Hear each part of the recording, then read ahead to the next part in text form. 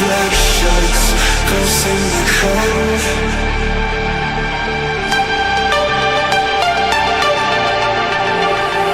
So come burn down my escape. I wanna feel it. Come drag me into the void. Let my circuits decay. I'm sorry, but it's too late. You never.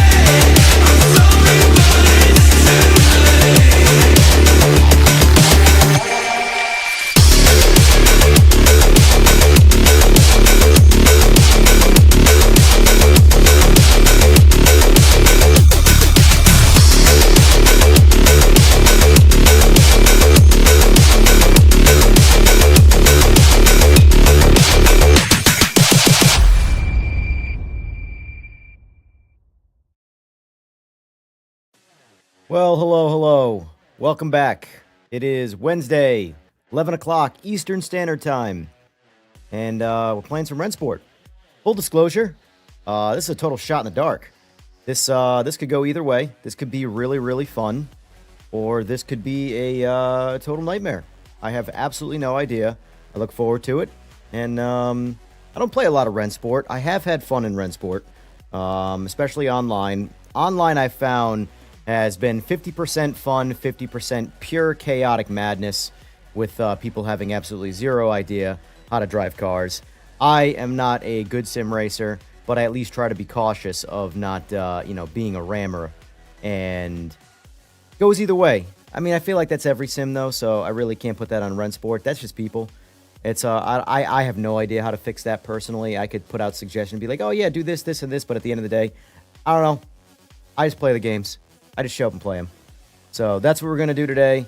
But basically, Rennsport reached out and said, would you like to take part? And we do it for smaller creators. Essentially, to have your own series of races in our game. And I said, sure, I'm down. Whatever. It's a week-long thing, so I will be streaming from here. Wednesday to Wednesday, my daytime stream will be Rennsport. So 11 a.m. to 3 p.m. roughly Eastern Standard Time. I say roughly because sometimes I cut it short, sometimes I go a little longer. It's not like it's a guaranteed time slot. It's as long as I want. And we'll be doing that 7 days straight every day. So today, tomorrow, Friday, Saturday, Sunday, Monday, Tuesday, and then Wednesday again. So technically 8 days. But yeah, that's the plan. The details for the races are it's multi-class, LMDH, and GT3. Those are in my opinion, the fastest cars in Rennsport anyway. And they're the most popular cars, so I figured that gets everybody in there. And I'm going to personally be sticking to LMDHs because it's fun to jump around cars, jump around sims, get different experiences. But I feel like if there's one class of car right now that is very competitive that I kind of want to advance myself in, is learning LMDH cars. GT3s are not my type of personal car. I'm much more into hypercars, prototypes, just the gnarly fast, super fast stuff. GT3 cars, they're cool, I get it. But I've had street cars that were, like I've had a Boss 302, I showed a little bit on stream last night, that was far too much money put into it for a street car, in my opinion. That would be the closest thing I would say to an experience of mine that I've had in a GT3 car. Now, obviously, they are not the same thing. One's a race car, one's a production car, but they made similar power, and I want to say my car was a couple 100 pounds heavier than a Mustang GT3. So overall, general acceleration standpoint was very similar, with the edge, obviously, to the GT3. And then, obviously, lateral grip would be night and day by comparison. But for me, it's too much like a been here, done this type of feeling. I personally like the super fast cars. Either that or the super slow cars that are, more what's the cars that we were driving in Race Room a week ago or so? They one of the Formula cars. It might have even been an F4 car, honestly. But it was super slow, basically like a go-kart, but it was a go-kart on rails, and it was a lot of fun. And cars like that are fun. Or I go the polar opposite end of the spectrum, put me in a Sauber C9, put me in something ballistic, and have me try and go bring it down the road. But GT3s personally, they're everyone's cup of tea. They're not really mine. I understand why they're so popular. It's the same reason why in the racing world, doing cookie cutter bolt-on stuff and competing with that is so much more popular, and it sells so much more, is because it's relatable. You know, you look at a Mustang, for example, real quick here. You look at this Mustang GT3 here. It's a badass looking car, but it looks like a Mustang. That's a very, very, very relatable car to a lot of people. You know, most people go, you know what, I could have that one day. Now, maybe not necessarily a GT3 variant, but they could have a pretty badass Mustang. That's an achievable car. The reality of a hypercar or a Sauber or a 787B, there's a good chance the average consumer is never going to get to experience one of those, and it kind of checks some people out. And I understand that. It makes sense. And that's why relatable cars are always more popular to people. But personally for me, I don't get much out of driving the GT3 stuff, you know? But anyway, let's jump in and see when the first races, let's see, yada, yada. I want to say it's every 45 minutes a race starts. So let's look here quick. Official contest. And by the way, if you are looking to join, these run around the clock, whether I stream or I use them or not. I'm not hosting them. Rennsport is hosting them. So if you see this one's already running, 23 people in it. For those of you who may or may not be participating because it's mine, because I have advertised it a little bit. 23 people entered into that one. Appreciate that. But as you can see right here, it says EJR Racing. This is a Monza one. Again, this is multi-class. I also specifically wanted multi-class because, let's face it, they're the best cars this game has to offer. So it gets everybody involved with it. I wish I could spectate it if I wasn't in it, but unfortunately I can't. Yeah, that's 23 on Monza too. So I remember, I don't know if I mentioned, our track rotation is Nordschleife, or technically 24-hour Nurburgring. It's the GP track as well. They don't have a dedicated Nordschleife. It's Nordschleife, Monza, and Daytona on rotation. So it just the next one, the next one, the next one, the next one. It never doubles that. It shouldn't anyway. It's not supposed to. It just rotates those three tracks for the next 8 days, every 45 minutes. So you got plenty of time to jump in. I'll just be streaming it in my 4-hour morning slot. Yeah. Now, I found that, my personal opinion, Rennsport drives a bit easier. The experience overall is far grippier. It almost feels, it's hard to say, because again, I'm driving a car here that I have no idea how it drives in real life. But I would imagine the real life car has a lot of grip. In this, it feels like it's got a bit too much grip. But that's fine. You know, at the end of the day, that doesn't hurt the skill gap. If a game is easier to play, that just means that the barrier to entry is easier, but the fastest guy has just found that much faster of a line to travel, you know? So, having more grip benefits everybody, not just the beginner, you know? Now, if it was punishing the professionals and they had less grip than the beginners, that's a different story. But that isn't the case. That's not how fair racing or fair gameplay is. Everybody uses the same thing. Although I don't know if this is a fixed class. I'm pretty sure you can... Let me click on it. Hold on. Session info. Damage 75%. Tire wear 100%. They set all this up. I have technically no idea what this is. So the practice is 3 minutes. Qualifiers 7. The race is 20. This is the Monza race. Set DNF for rec players. Yes. Reset temperatures, no. Laps after time expires, 0. Reverse start order. Let's see. Rennsport competition balance is off, which is balance of power. So I don't know if that means the cars are moddable or unfixable, mechanicable. whatever the proper word would be for that. But yeah, that's what we got here. So these are the cars that are able to enter, all the GT3s and the 2 LMDHs, or the 2 hypercars. Can't blow my nose, apparently.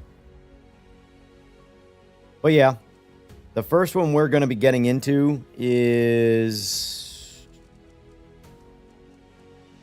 I want to say it's... We obviously missed that time slot by 5 minutes, but it is what it is. That works out anyway because it gives me time to chat a little bit. What's the key? Oh, E.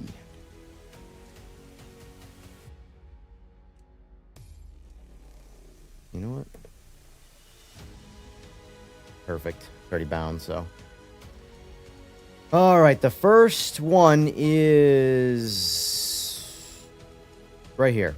Oh boy, first race of the day is the 24-hour layout of the Nurburgring.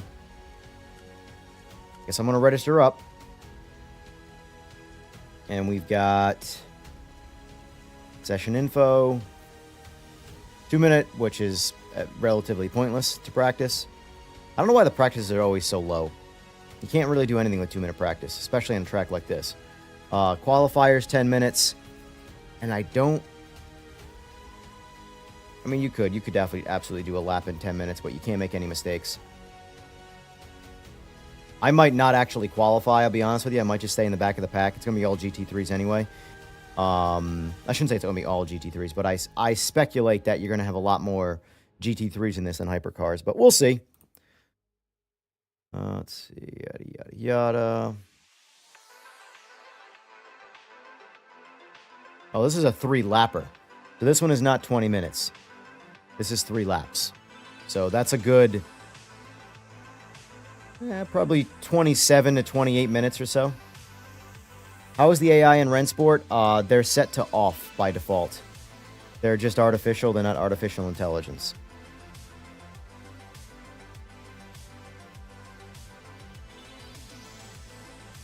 But in their defense, they don't talk about their AI as like a reason to play the game. What we're doing today is why you play Rennsport. You know, you get online and you play with real people. I do wish they would add a hosting ability. That way you could, get in here and essentially,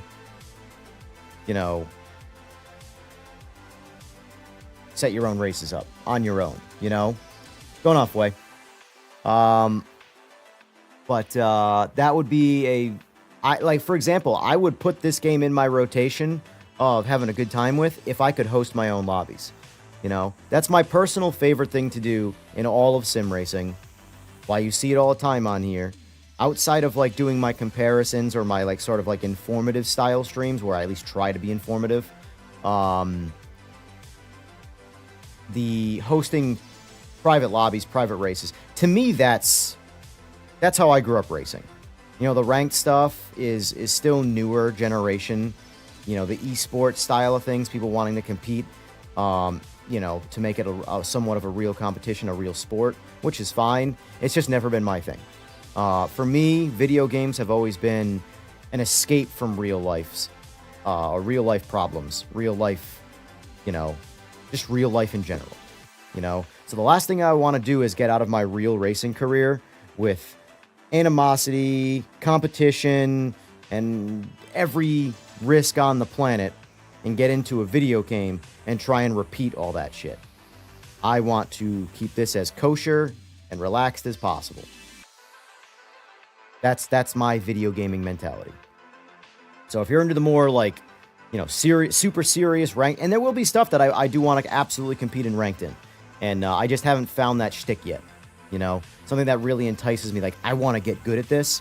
It hasn't really happened for me anywhere in Rennsport. In sim racing. There have been cars that I want to get better at for the sake of enjoying the cars, and I do like racing people. I do like competition. But when someone's faster than me in a sim, I'm not looking to chase them down. I'm not looking to try and take their spotlight. They're the man in charge. And that's how it is. There's always one thing I've learned a long time ago in racing. There's always someone faster. Trying to be the best at something will break you down.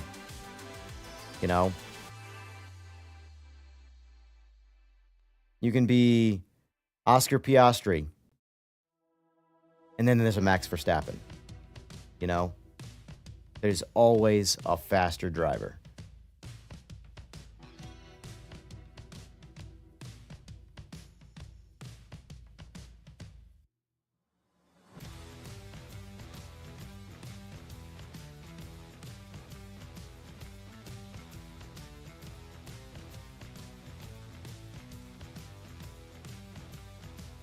And then this evening, I mean, we'll probably do some, possibly some PMR tonight.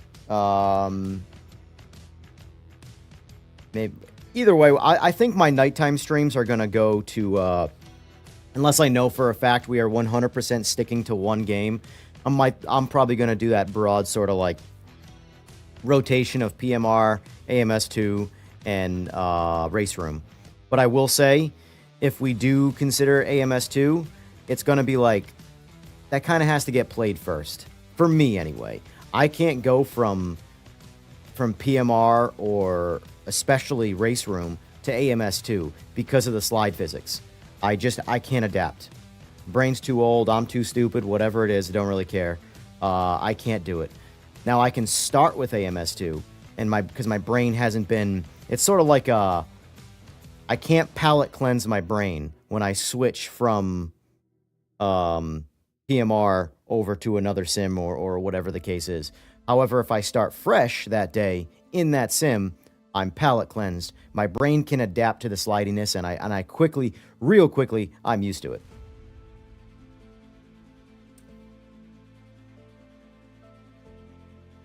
What's my wheel? This particular wheel is this is the Simagic FX Pro.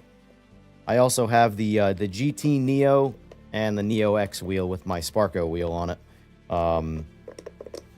This is currently Simagic's flagship wheel. They sent this one to me, full disclosure, to try out. It's pretty badass. Believe it or not, my favorite thing about it are the paddle quality. The GT Neo's got decent paddles. The Neo-X has the same paddles. They look the same, but they feel snappier, you know? They don't feel as membraney, if that makes sense. They feel much more like, if you ever go from a membrane keyboard to like a mechanical keyboard, if the GT Neo is the membrane keyboard, this feels more like the mechanical keyboard. It's much more on-off. You feel it. There's no... You're starting to engage the switch, and you're starting to release it. It's just snap-on, snap-off. And I really like that. I do... Now, full disclosure, the Zeus wheel, which has not been officially announced yet, it's just been unveiled at expos and stuff, is the replacer. This is the Generation 1 Formula wheel from them, whereas the GT Neo and the Neo-X are Gen 2. The Zeus wheel is replacing this one. The one thing there's a lot of things it's doing that I don't like on this wheel. One thing that it's doing, I've never liked the open handle right here, be it on the top or the bottom. I just don't like it. I don't know why. There is a little... Let me see if you can see this here. It's going to be really hard to duplicate on screen because the whole wheel's moving when I'm trying to do it. But you can absolutely feel... Now, it's not bad. You have to pull on it, obviously. Obviously, turning the wheel, you don't feel it. But this always has a certain, like, if I do like this or something, I might break the wheel. Yeah, it's not going to happen. You're not going to break the wheel. But it gives you the feeling of that. So they've rectified that in the new Zeus wheel. It's now closed on both top and bottom. It's got the two rotary encoders here that are like sort of like your joysticks or Joy-Cons for, say, a controller and stuff, whereas this one only has one. The GT Neo has two, so basically it'll be a Gen 2 version of this, and it'll have all of the new features of the Gen 2 stuff. I just hope that the paddles feel premium like this, and that's not specific to the Gen 2 stuff, because, I mean, it's reflected in the price. This is the most expensive of their lineup right now. I imagine the Zeus wheel is going to be more expensive.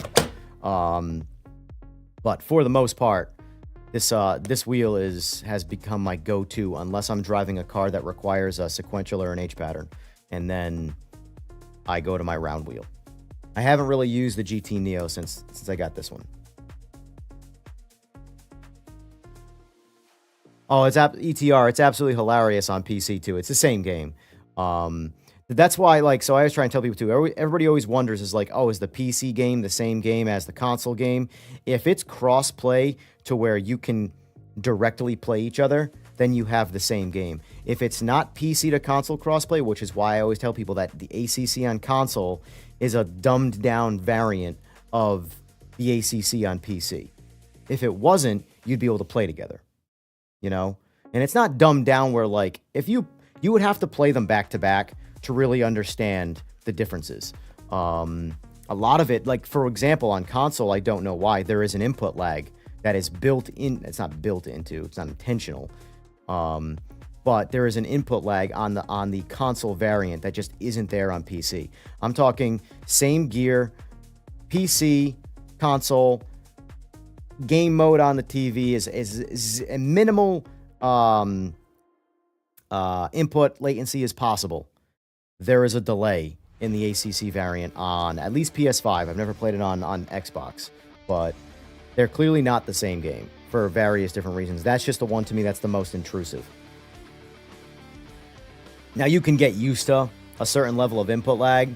Fun fact, when I was on GT7 and I was testing out the TV itself, the full boom movie theater experience image versus the game mode image, which the game mode naturally looks a little less decent because that's what a lot of post-processing does. It makes your image look better, but it also slows down the delivery of the image.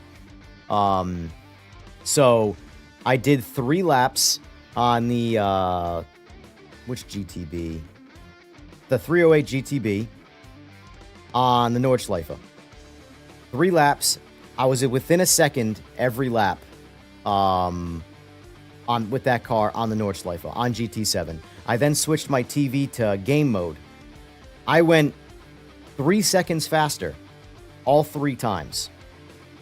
I'm like, huh, that's interesting. So I'm like, well, I have to reverse test now. Maybe I just got better because I played it more recently this way.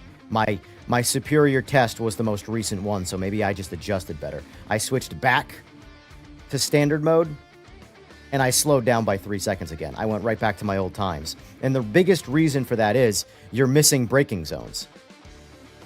You can adjust yourself really well to steering. That part's not too bad, but it's the braking zones. If I have, like, say, an 80 millisecond penalty for my inputs, I am braking almost a tenth of a second too late.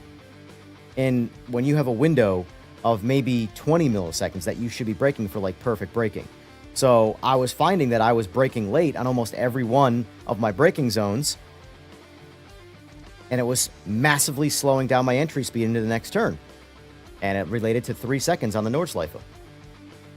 So on the 308 GTB, I want to say I was able to run that car high 640s, low 650s pretty consistently. And so in that margin, I was able to add and subtract 3 seconds depending on my TV's mode.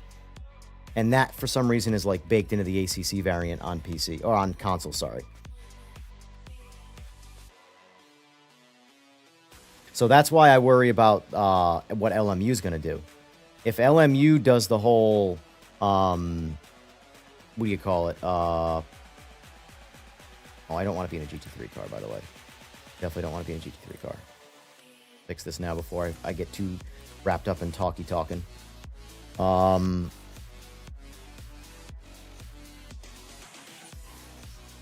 But let's see. Let's go back out here. I don't see the Nordschleife being a popular race for people. Unfortunately, I wish it was. It's my favorite track, but I see Daytona crushing this. Monza was, again, that was a pretty popular one. But for the most part, though, I hope LMU doesn't do what ACC does and give you crossplay, but it's only console to console crossplay. It's not console to PC crossplay. And I feel like they might, because LMU and ACC have a lot in common from a game standpoint. Heavily focused on online play. Very, very, very limited on content from a what you can do inside the game. Because LMU, realistically, the only thing you can do in LMU when you're not racing online is practice with AI to race online. That's about it.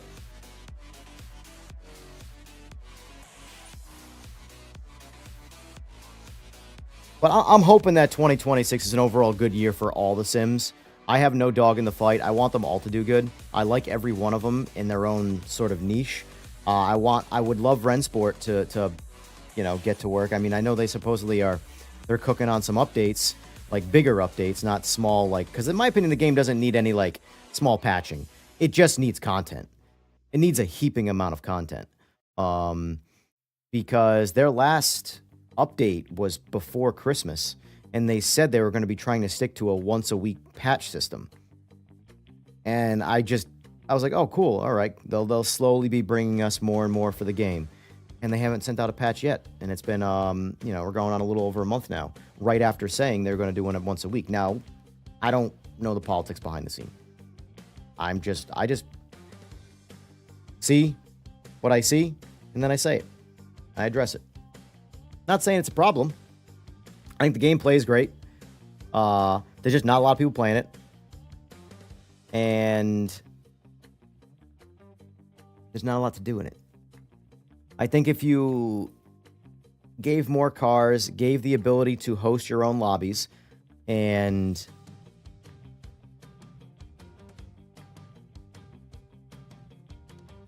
honestly, just those two things alone would give you something to do. Well, the thing about players is that's not on their end. Like, they can't patch players, you know? You have to give us a reason to play the game, you know? The problem is that it's too much like LMU, and LMU just kind of does it better. So what would make me play this over, say, LMU? Well, it's got crossplay. Okay, that's good. But I really feel like the crossplay aspect has sort of been cannibalized by PMR. You know? As of right now, I would say what's hurting Rennsport more than anything else is PMR. It's because people say whatever they want about PMR. From a crossplay racing standpoint, it is doing well. It's just individually on PC doing pretty poor, if you compare it from a pure metric standpoint to all the other Sims. But as a racing game to get on the internet and play, Rennsport, certain hours it can be popping, but like, let me check the Steam numbers. Not that, again, Steam numbers, grain of salt. Always grain of salt. When you're talking about a game that's crossplay, Steam numbers almost go out the window. Because, real quick, if you guys want to look up, how many people are playing Gran Turismo on Steam right now? Spoiler alert, 0. Nobody. Yet, there's probably more people playing Gran Turismo 7 right now than any other sim in the world. Guarantee it.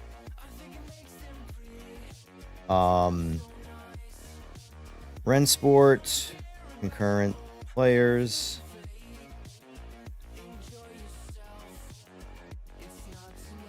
$21 on PC in game right now.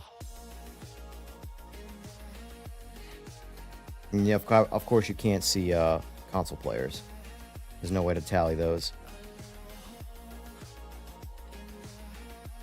And right now, the PMR was double it, essentially, 40 something. I don't remember the last second number. I glanced at it real quick. So PMR is double. But when you have that little players, twice as many, it feels like that much more, you know? Let's see. I thought about getting Rennsport, but didn't because the release window was pretty dumb. 1 week before PMR. Thing LMU and AC EVO are getting crossplay too, so I'm not sure where Rennsport's. Well, that's what I was saying, Studio, is that I've seen rumors of, I don't know, they haven't put it out there yet, but I have seen rumors that supposedly LMU is only going crossplay console to console. It's not going console to PC, which I think is in 2026, a fundamental gaming mistake. What you play your video game on should be irrelevant at this point in gaming. It should be, you want to play your game, you buy it on whatever you got, you can play it with everybody who's got the game, period. I got a Game Boy, I got Rennsport, I'm going to race you on Rennsport on my Game Boy, you know? But if they do that, that's going to be, if LMU doesn't do that, and they do full-on crossplay like Rennsport and PMR, then yes, that will hurt Rennsport pretty bad. But Rennsport's saving grace would be they have to release content. They need stuff in this game because what's here is like, I don't want to say it's a demo, but it feels more like a demo in the aspect of what you have. I could technically say the same thing about LMU, but LMU has the players. So it doesn't necessarily feel like that because there's so many people playing it. There's just always somebody to race in that. Whereas this, you could sign on and that's it. Checkmate. You've lost to nobody because no one's there, you know? And there is no... The thing about this is that there is no single-player aspect of it. PMR has the single-player aspect, albeit it needs a savage revision, but it still has it. Like, I can have a lot of fun in PMR without racing anybody. This, all I can do is time trials. So unless I'm really, really, really addicted to the Rennsport physics, you know. Going on, Oil Slick. Welcome to the party. Welcome to the party, pal. Name that movie. Has it been confirmed, Studio, that AC Evo is getting crossplay? I grain of salt everything on AC Evo simply because we're so early into production. You know? Even PMR with all of its hype, I think a big part of why I sort of accept the state that it's in is because I was expecting it. Not necessarily as bad as it was on release, but I was absolutely expecting them to not deliver what they promised. Just like I'm expecting AC Evo to not deliver what they promise. It's unfortunately just the nature of it. When you promise so much, gaming politics gets in the way in the development cycle. And just, you know, as much as everybody wants to crucify GTA for continuously delaying that game, it's necessary. It's a good thing when you see it. You know? That means they can't make... They are trying to hit a world record home run with that game. Not be better at for this. Or, no. They want to shut down the gaming space and have everybody mutually fire this game up and sink their lives into it. That's what Rockstar's trying to do with GTA 6. So when they delay it, it's because they think, yep, our projections show we're not going to make that date. We need to extend it. And that's a good thing. I think game extensions are so good to happen. PMR should have been extended. At least 6 months. At least 6 months. Maybe even a year. We'll see where they're at in 6 months. But, you know. All right, race starts. Let's see what happens here.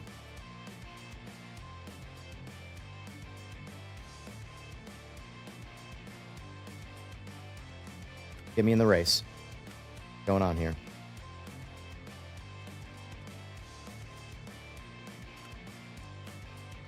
Yes, I want to rejoin. I never wanted to leave. No, I don't want to be in a GT3 car. Why am I in a GT3 car?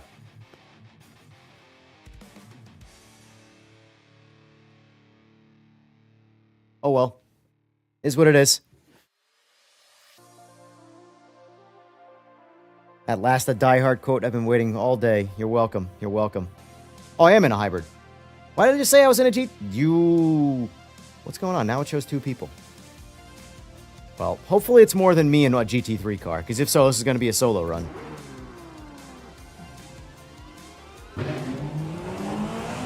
Oh, I wish pit limiter was on by default. It's not. So naturally, I speed out of the pit right off the rip.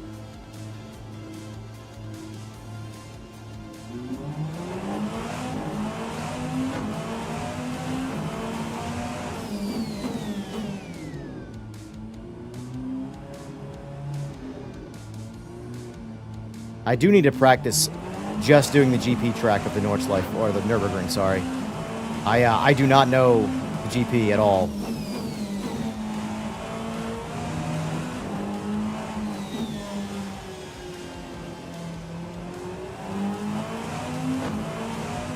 Oh, we do have guys in here. Okay.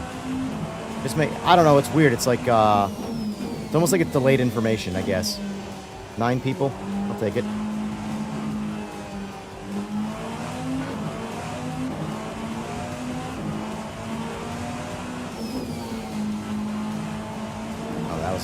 Definitely an early entry. Like I said, I don't know the GP side of the Nurburgring at all. At all. The only time I ever run it is to get to the Nordschleife when I can't. When I can't remove it from the track altogether.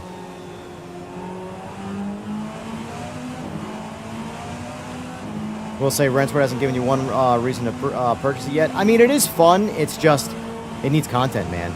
It needs a massive content bump. And I think that would bring players to it, especially at the console players. But if they keep on delaying, releasing content, or just not releasing it, whatever is the reason for it. Oh, that's right, practice is a 2-minute practice. Like I said, you can't do anything in 2 minutes on this track. A content boost would make a lot of people buy at Oil Slick, and that's the thing. You know, it is fun to play, but there's just not a lot of reason to play because you can have fun doing other things, you know? But when I play it, I go, that was pretty good. The AI is comical. They're awful. It's fun to watch. Let's see how many hypers you got. 1, 2, 3, 4, 5 hypers. And 1, 2, 3, 4 GT3s. Nice. We got some gold rankers in here on hypers. Means I'm going to get my ass kicked.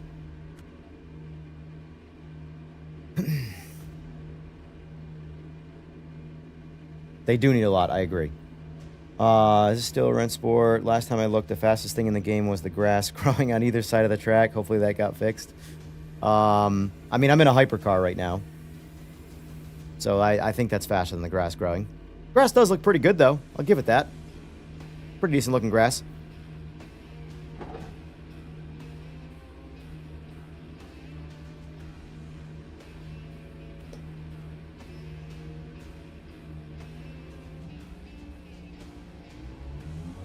That was an interesting way to start that.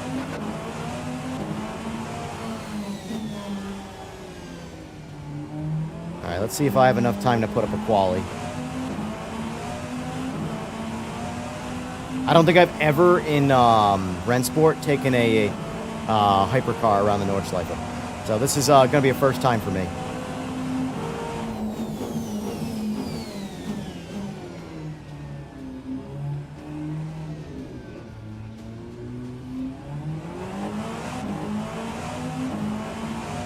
I'm already getting warm in this hoodie. This was a mistake.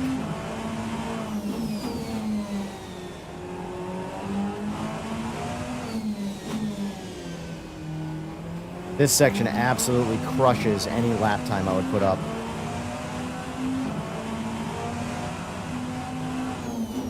By the way, how's audio balance? The game versus my voice. Can you hear the game, but you hear me more than the game? That's the goal. But I also don't want the game to be too quiet to the point where it's just me breathing. Could probably make that in 4th gear at more speed, honestly.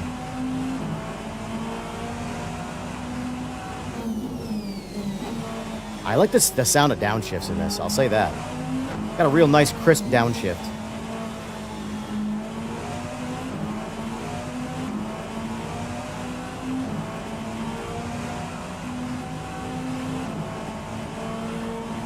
Game sounds echoey. That's the game. That's not like any kind of audio feed. I hear the same thing. It's just the way it sounds in the car.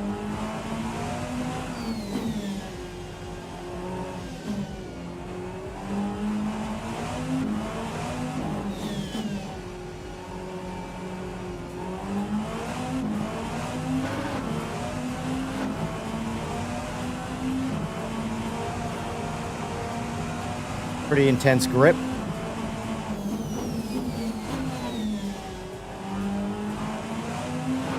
If PMR can get the hypercars close to feeling like... This feels good, I'm not gonna lie.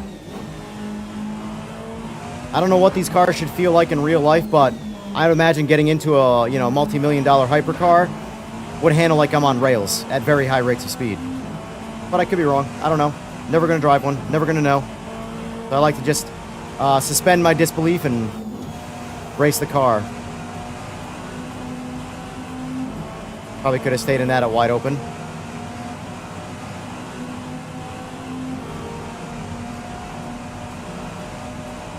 It's smooth, though, I'll say that. I really do wonder if, you know, hindsight being 2020, if Straightforward wishes they stuck with UE5 for development rather than going on Giants.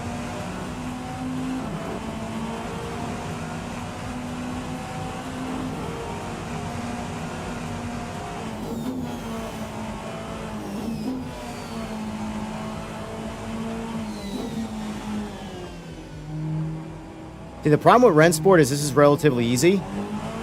So there's someone who has time on it that's going to absolutely make it look like I am driving a snail's pace around this track. They're going to be flying.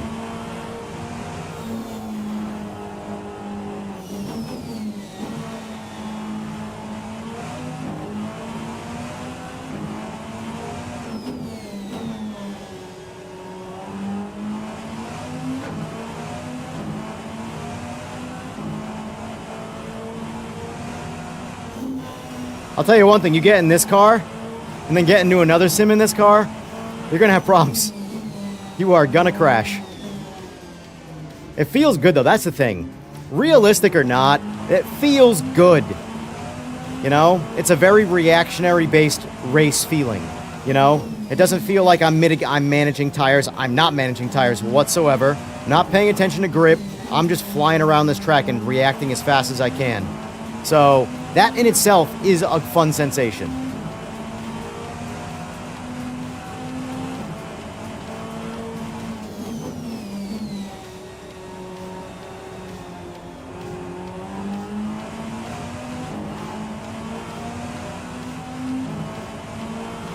Oh, oh!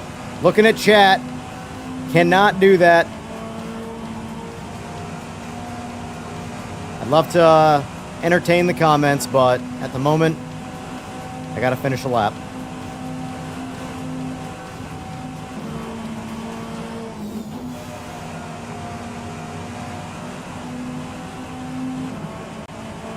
See, wide open? Wide open. Alright, let's see what the carousel feels like in this. I have no idea. Never done it before. Should be super bumpy, but we'll see how smooth it might or might not feel. You gotta stay in it, though, to feel it.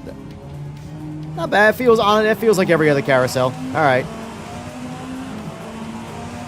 Seems like it might be a little easy to overshoot on the start. Oh, that was an interesting bump.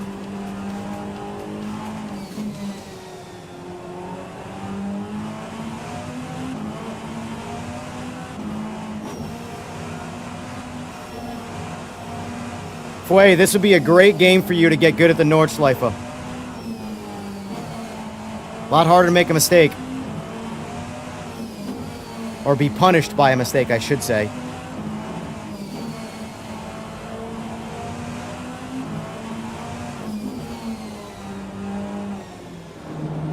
Oh! That's what I get. That's what I get for speaking.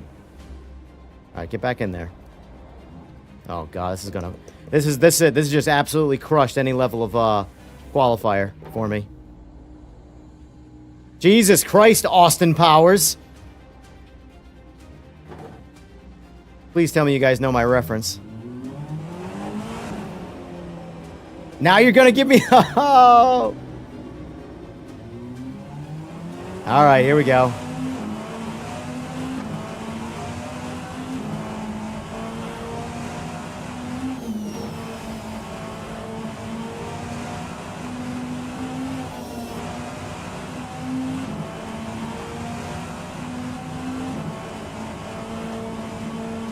That loss of grip there when I spun out felt so random. I know my rear left tire went a little wide. Might have kissed the grass a little bit, but it felt... To go from that level of grip to that little grip, there was no warning sign whatsoever. It just happened.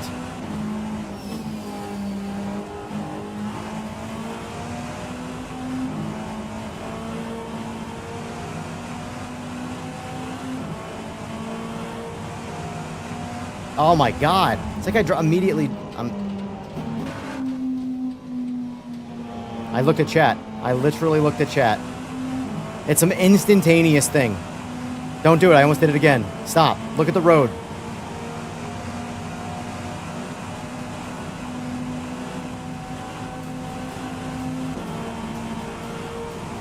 Are these guys lapping 630s in a 623 in a GT3 car? Those have got to be hypers. Those have got to be hypers. It's got to be the Porsche hypercar. There's no way. I know I crashed, but like...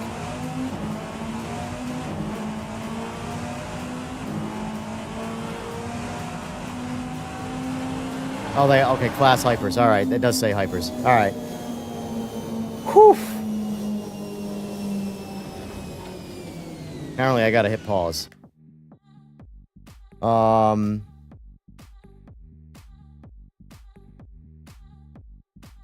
Driving is way different than PMR, but fun. Driving similar to Race Room. No, it drives way easier than Race Room. Way easier than Race Room. Way easier.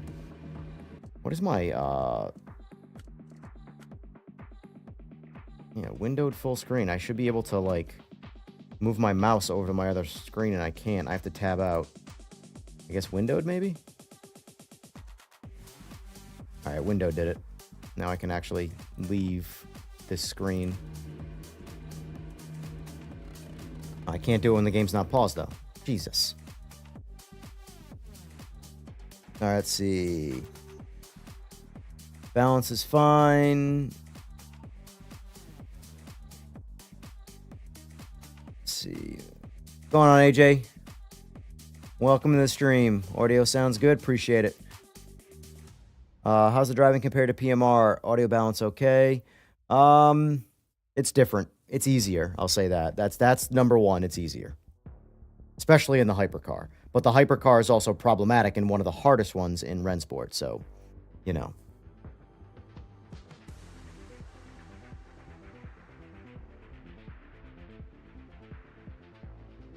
There's no custom lobbies or any way of doing any league racing. There is not, Oil Slick.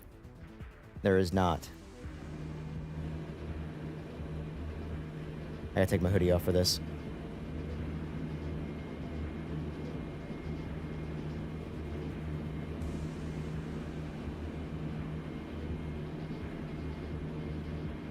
We're back.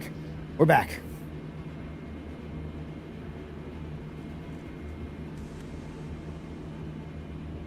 Three laps of this. Oh boy. Here we go. First race of the day.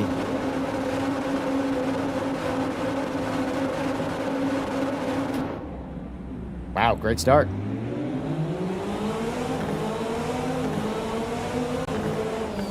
Where do we...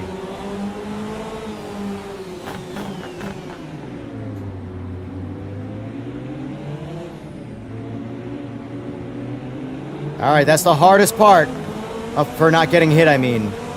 Get away from the GT3s now. I'm losing force feedback, by the way. I'm peaking. Or, what do you call it? Clipping. There we go. That's the word. Peaking his microphone.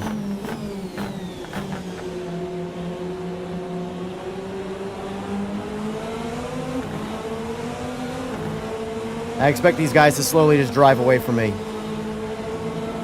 Oh, shit. Whew. All right.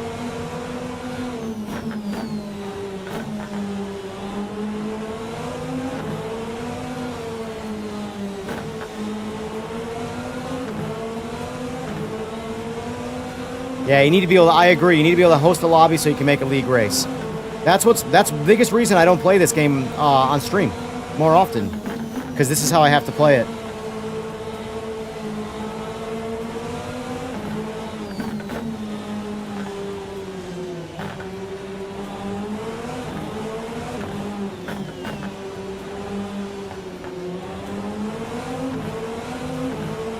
The thing about a game being easy, like I said though, is it might look like I'm flying around this track, but because the game is easier, the guys who play it are really flying around the track.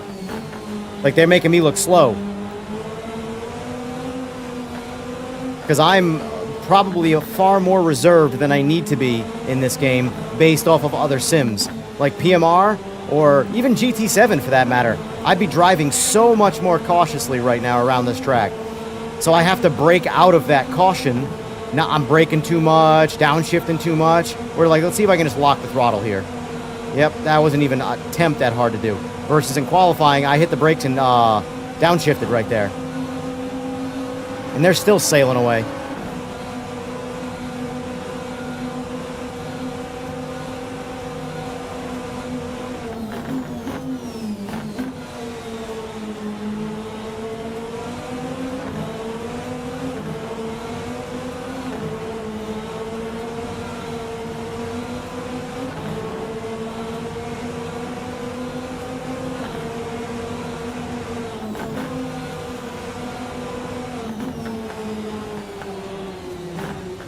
Oh, recover.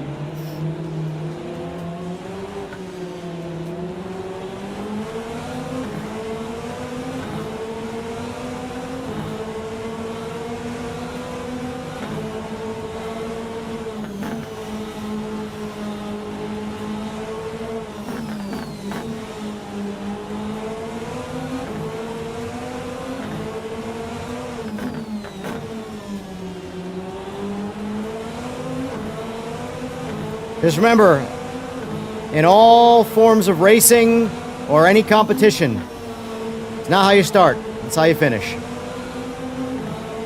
I always have to remember that when I'm chasing someone, even though they're probably a faster driver, at least in this anyway. Nah, probably in general, who am I kidding? But I gotta remember, don't necessarily push the pace. I've passed everybody so far because they've crashed.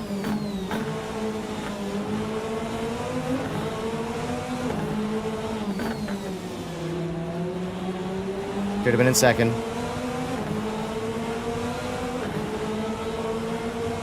I have no idea how much it costs on PSN.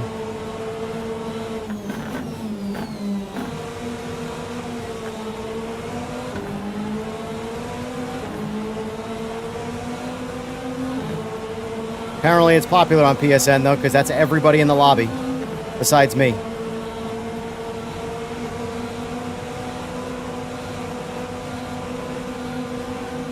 Dude, he just drove away from me in a straight line. Mind you, I have no idea what it's like to mod cars in this game, if you even can. I know BOP is off, but...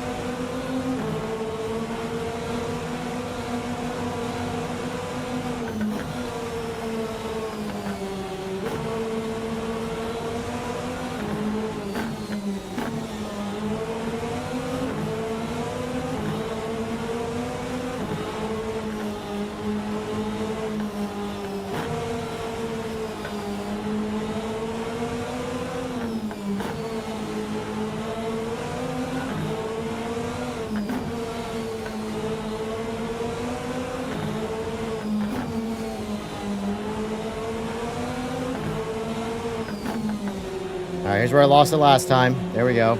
Slow, but at least I didn't crash. Definitely faster than a 20-second penalty.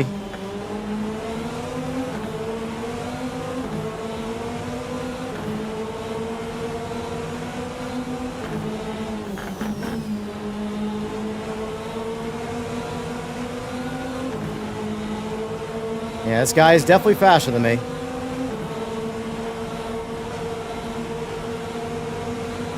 But God, I love driving hypercars. It's just it's just work.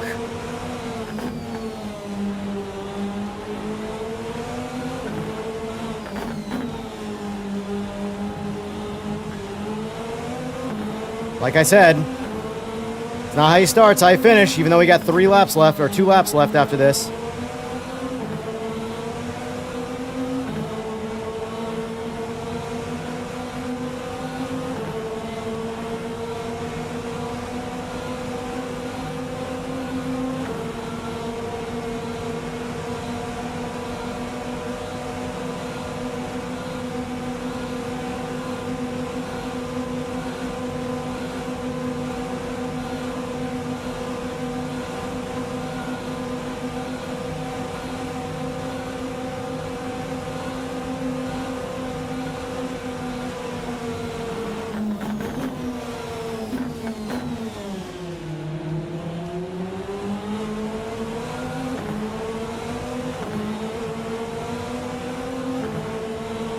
All right, good first lap. 2 more to go.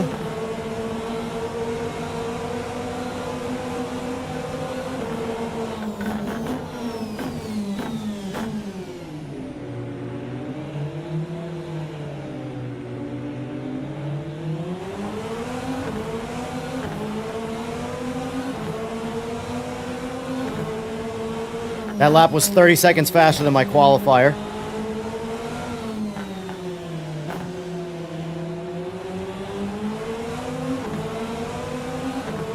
Can't crash.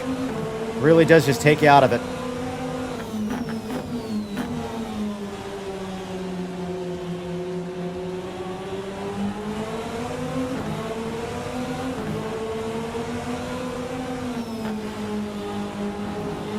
I'm way too gentle on that turn right there.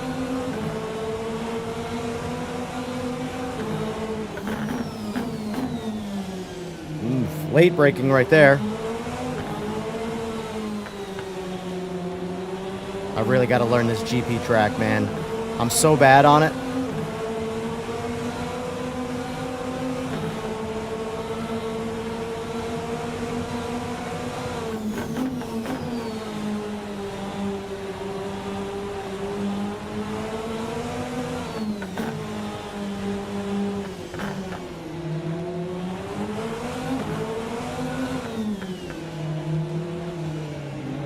All right.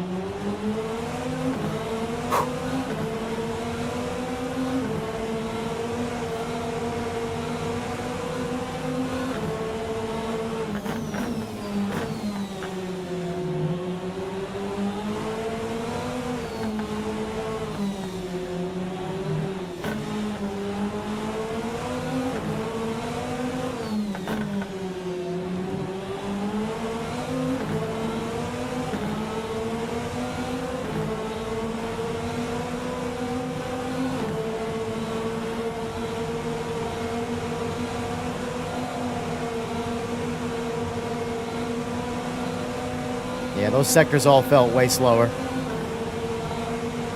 Driving too cautiously, that's the problem.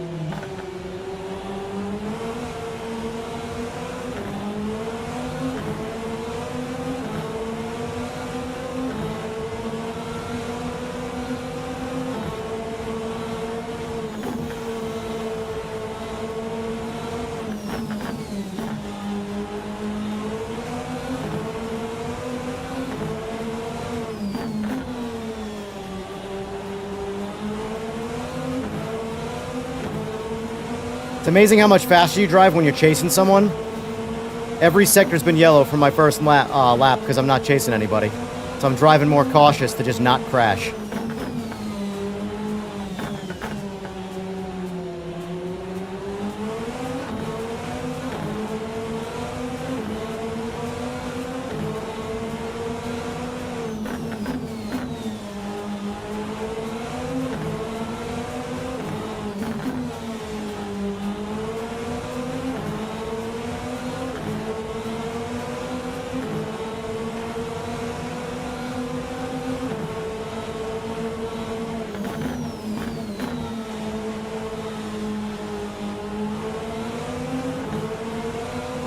Hey, we finally got a faster sector.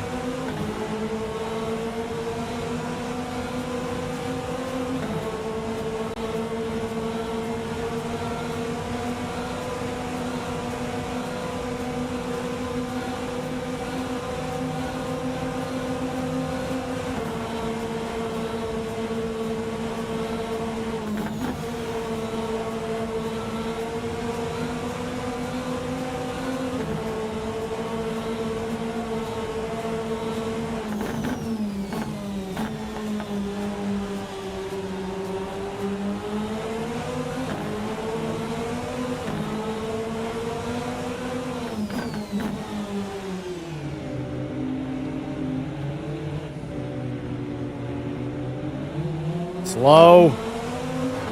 Felt like it was going to snap me out, though.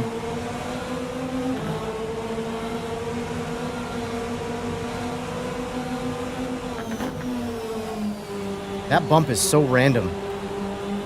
There's a very aggressive bump in that little turn right there.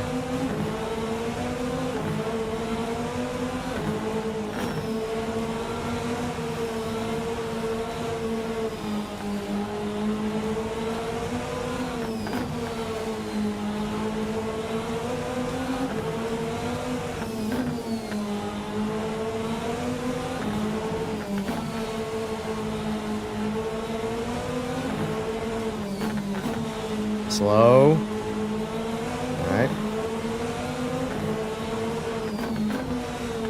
Homie behind me is running me down, though. Running me down.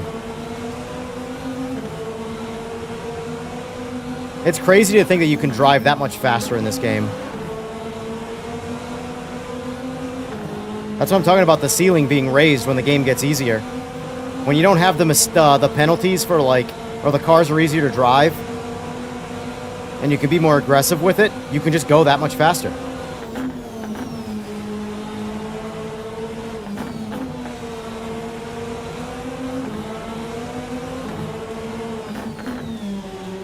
And like when we play PMR, the way those cars are designed, for the most part, I can start in the back of the pack in the LMDH cars and drive around everybody. Not everybody, there's obviously better players, but a majority of them. Whereas I have the feeling in this game, a majority of players are going to be able to do that to me.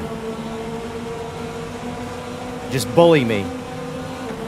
Look at that Troventar guy or whatever, he could chop me down 12 seconds that lap. 12 full seconds. Now, I could obviously be driving more aggressively. I'm driving too cautious, but man.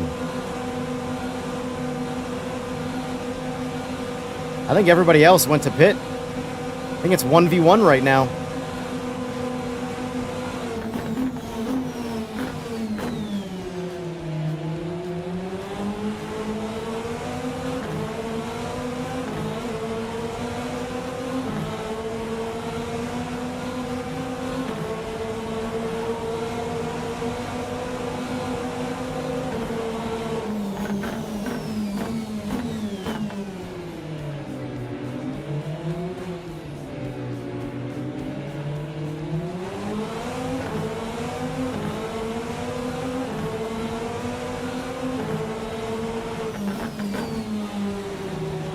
Terrible.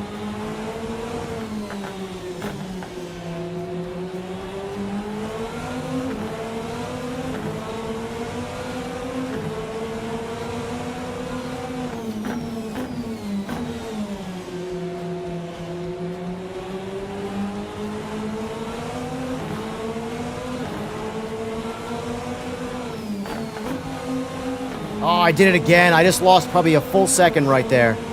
Ah, terrible. I thought it was this turn. I told you I don't know this track, the GP.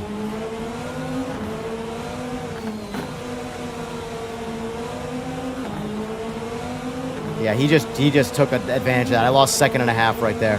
Oh my God, that's terrible. I'm gonna have to have a dude. Look at he's 20 seconds faster. That's ridiculous. That is ridiculous. Oh my God, I'm gonna be getting my ass kicked today, boys.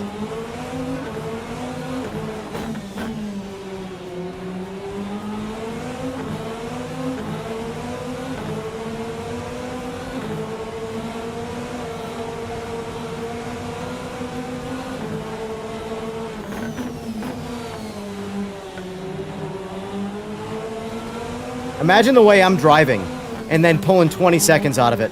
That's insane. That's absolutely insane.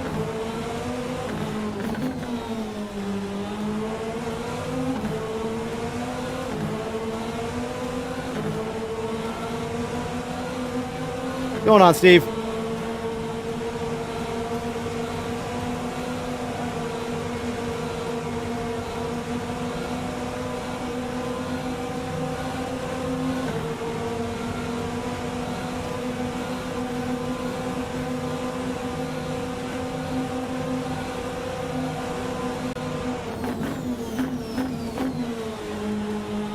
trying to push the pace a little bit, because if I drive this, you know, too slow, he's just going to run me right down and pass me.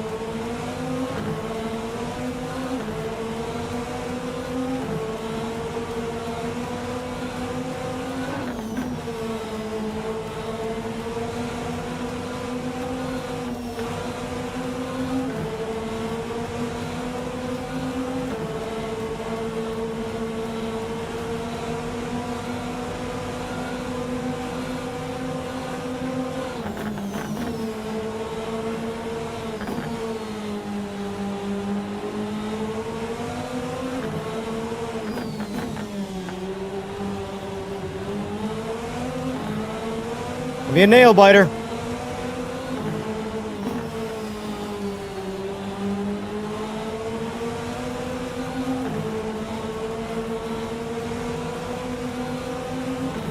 He's back there. He's officially on my screen again. Man, this guy's fast. Good job.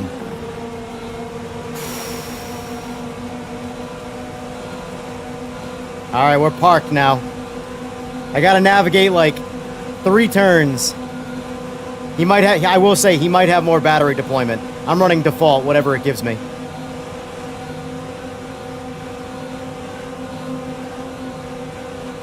That's one thing I gotta learn about the LMDHs. Is deployment. All right, home stretch, here we go. GG. Troventar, however you say that. Good job.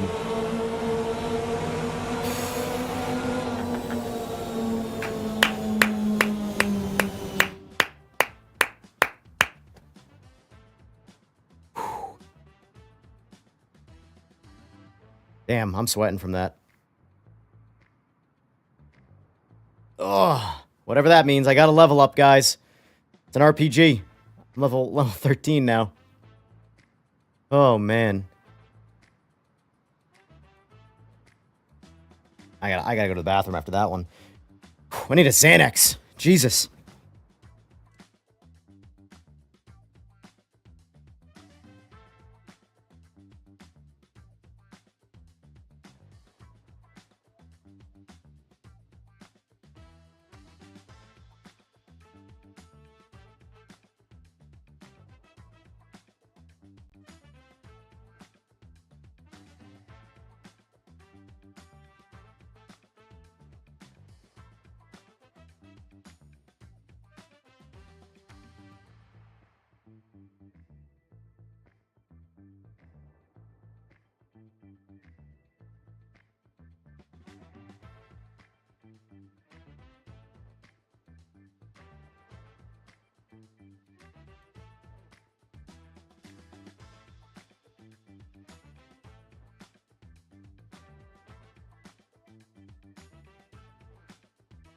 Oh, man.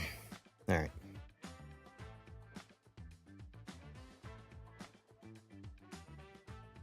I wouldn't say it's better than PMR. I'd say it's different than PMR. This would be my best diplomatic way of saying it. Official contest. Let's see what the next one is.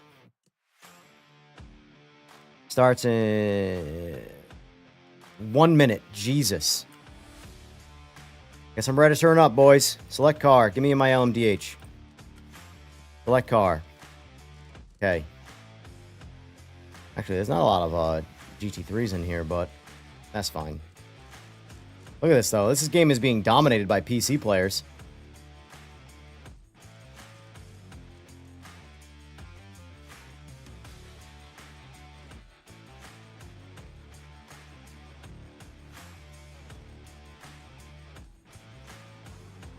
Oh, man. I believe this is a 20-minute race. Yeah, 20-minute race.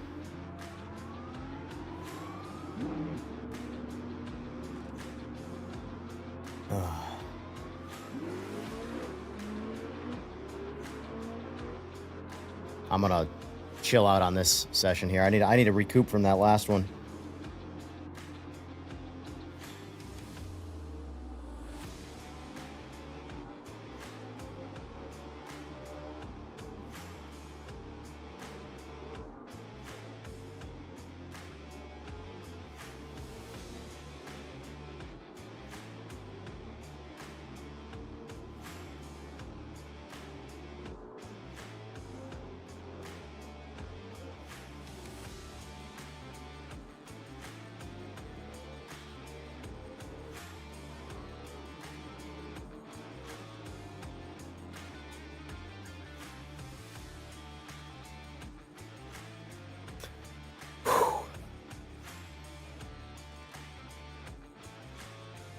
I guess I'll get out there. Why not?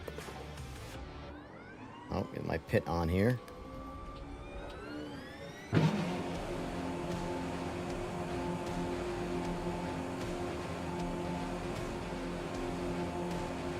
What do you guys think so far of what you're seeing anyway? The game itself.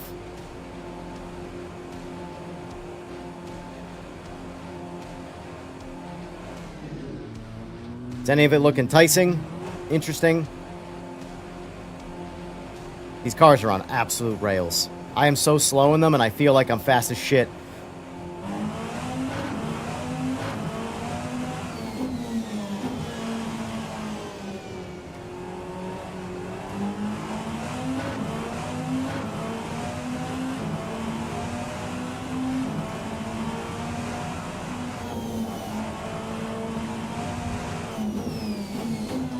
By the way, these are all ranked races, which I don't know exactly how that works in this, but it is ranked.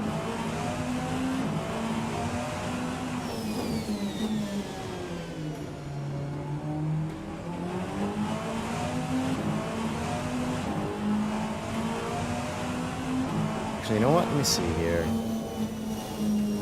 Not that.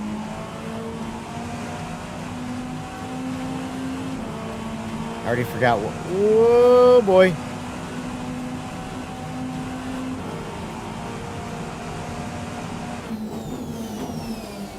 I can't believe I made that. I thought I was going to miss the shit out of that bus stop. And I made that. I have no idea where I braked right there.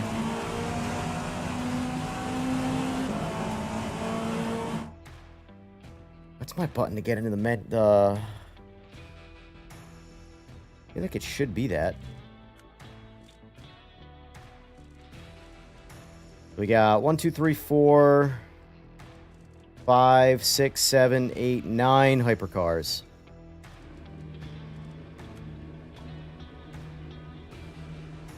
I like how they do qualifying. Nobody can get in your way. No, it's not realistic, but sometimes realism kind of needs to take a backseat to convenience, you know?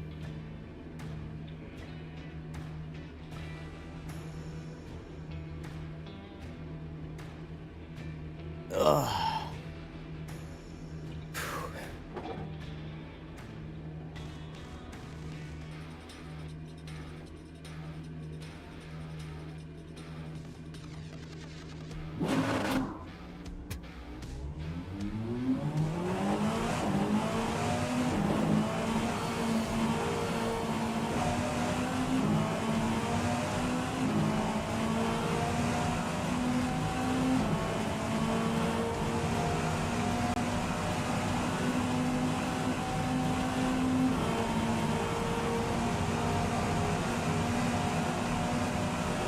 What's going on, Blown Piston? How are you?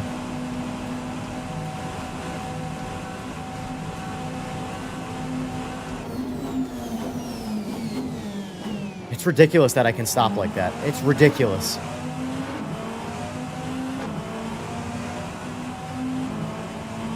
I've never been so slow in a game because it's so fundamentally easy that I'm so off the pace. It's crazy.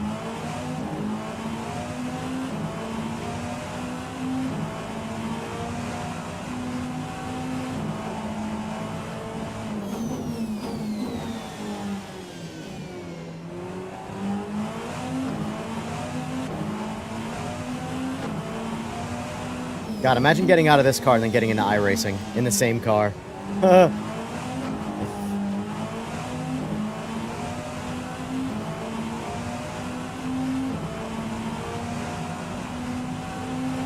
mean, it's the same. It's been the same game for about a month and a half now since the 117 patch. But driving's still fine. It is an easier driving experience, so it tends to make you slower.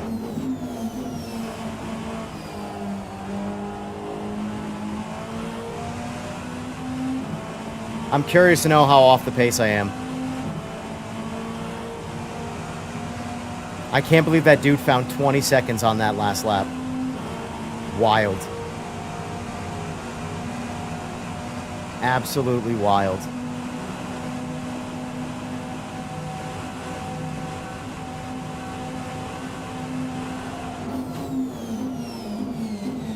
I can't believe, well, I technically didn't make the stop, but that's fine. I'm not doing it anymore. I got my qualifying in. Turn me to pit. Oh, what the? I can't go to the pit? Guess I just gotta stay on the track.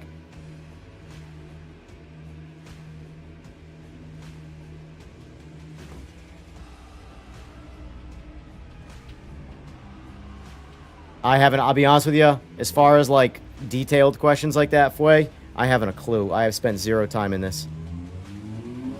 I can't believe it doesn't let me go back to pit, though. I got my one qualifying lap up. I don't care to do another one. And now I just damaged the car. This lap's obviously toast.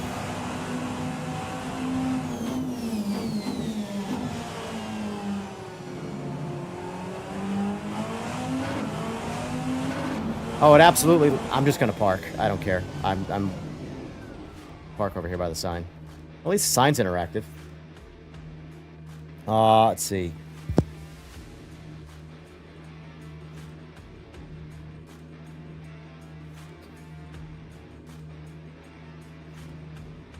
Fun to drive, just lacking depth. I believe you can change force feedback per car, if I remember right. Let's see if I can see it in the...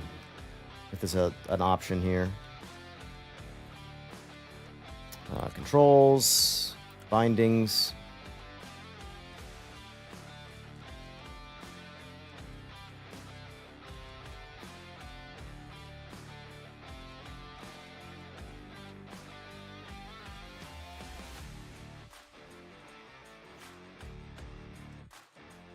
I don't see force feedback.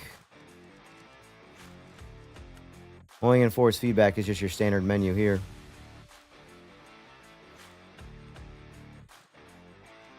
Let's see.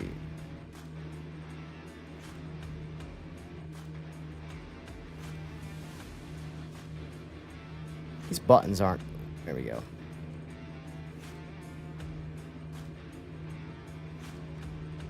Qualify. Tack. Quali.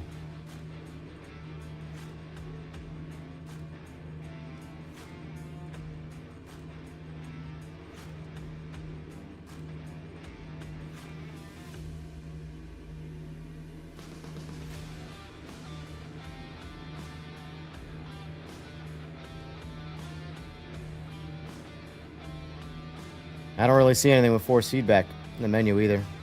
Or the black box, technically.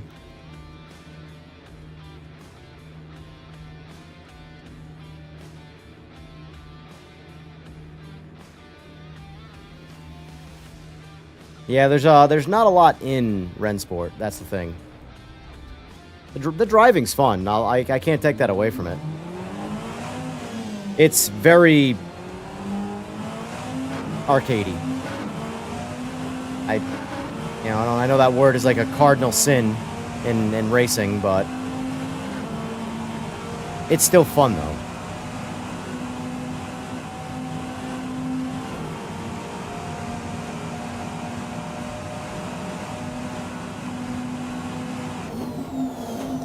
Can't believe I made that. Cannot believe I made that. Sloppy, but I braked after the last braking marker and just dove it right in.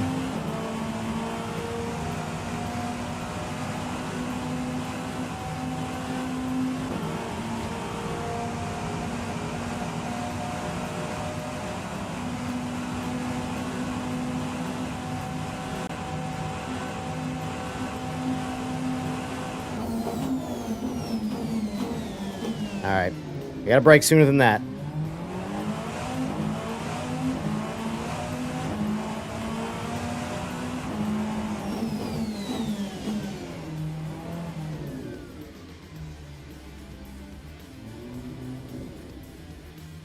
After launch, my verdict was fun, enjoyable, good place to find people as lobbies looked healthy. Standards were okay, good choice for someone wanting something different.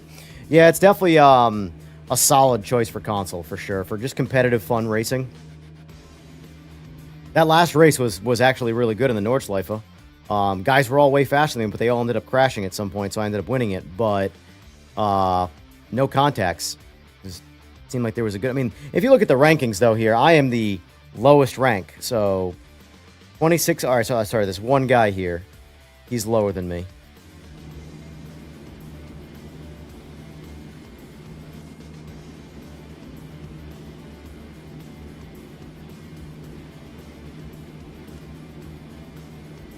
All right, here we go. 20-minute Daytona lapper. I don't know how guys race back to back to back to back. I need like a half hour in between races. Like, at least long races anyway, or longer races.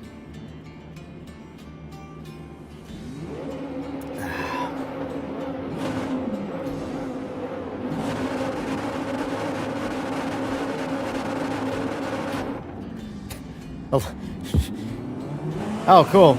Oh, thanks for the boost, buddy. I was just giving you all a compliment on how clean the races were. What are you doing? Oh, no, no, no. You've got to...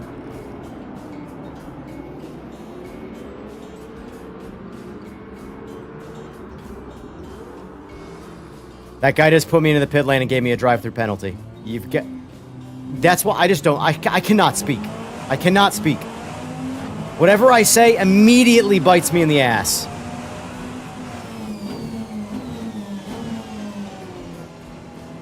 Unbelievable, man.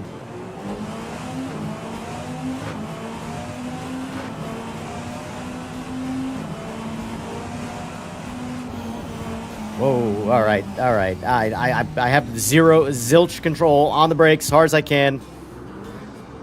Holy Jesus, man. Well, it's pretty safe to say this race is about over.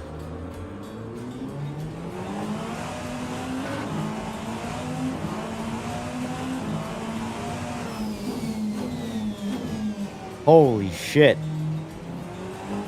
I mean, I'll be lying if I said I wasn't completely checked out after getting my drive-through penalty for being forced into the pit lane. That's what I'm talking about with Rennsport when I was saying earlier, like 50% of the time the lobbies seem really good, and then the other 50% it's a total shit show. Case in point.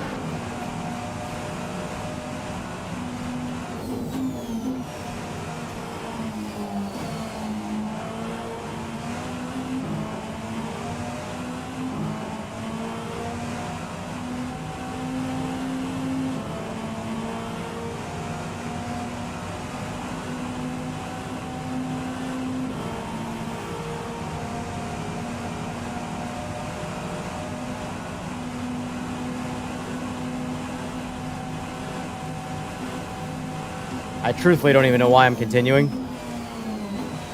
This is one of those just quit and take a break ones and wait for the next race.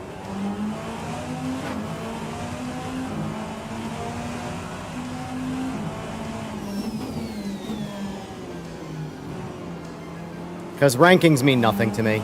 I don't care about rage quitting and losing ranking. That means nothing. Whatever.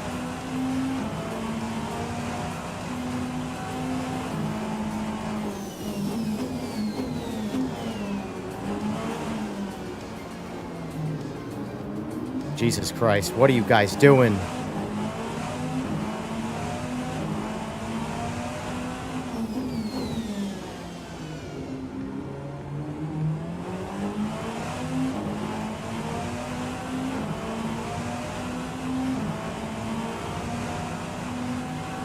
Oh, I've 100% been intentionally rammed in this game, often.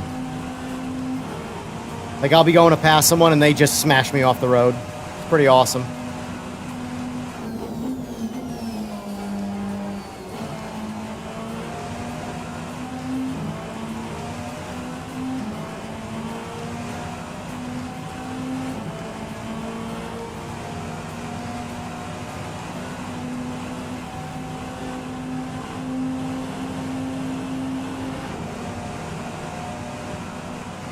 I only have 3 more incident points.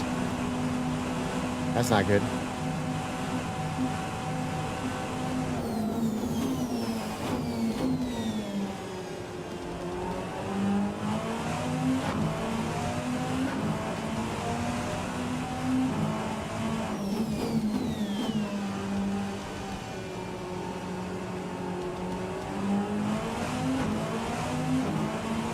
I guess I'll use this to practice a drive-through penalty. See what mistakes I make there and get other penalties, you know?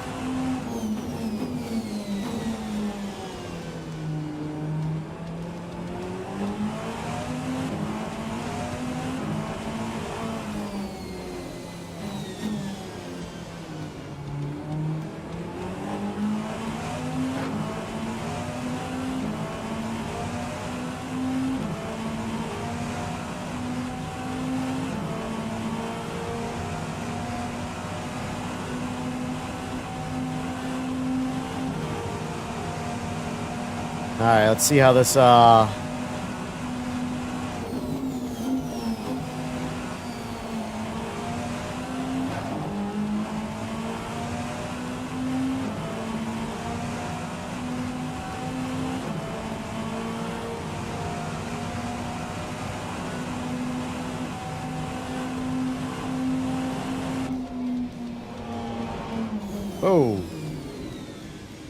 Oh shit, did I enter too early? Yes, I entered way too early. Oops.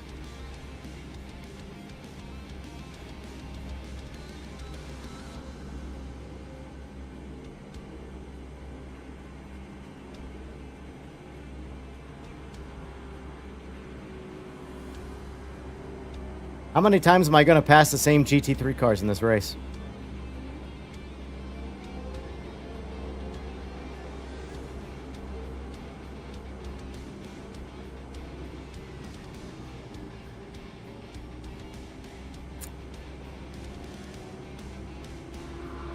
All right. not get another pit lane penalty here. I'm in 6th. Jesus. Like, why aren't I going anywhere?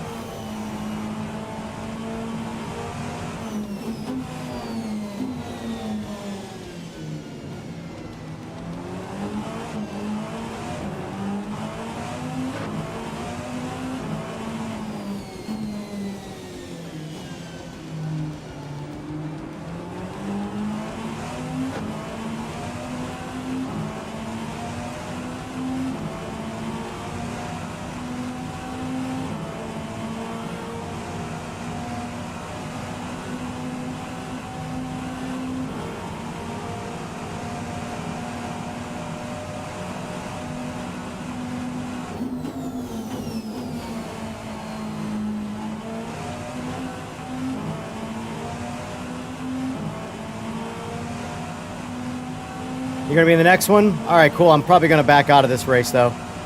Just because I need a little bit of a break. I'll try in the next one.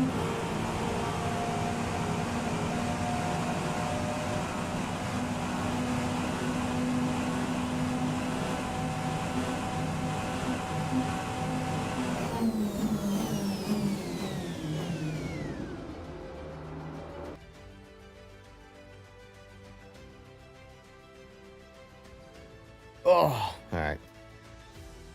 Official contest. What's the next one? If anybody wants to join, these are going all day, all week.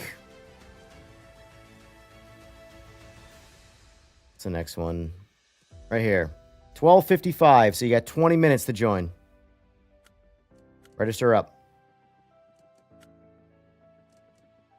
I want to stick to hypercars, even though I unfortunately think I'm learning next to nothing about hypercars in this particular game. But that's fine.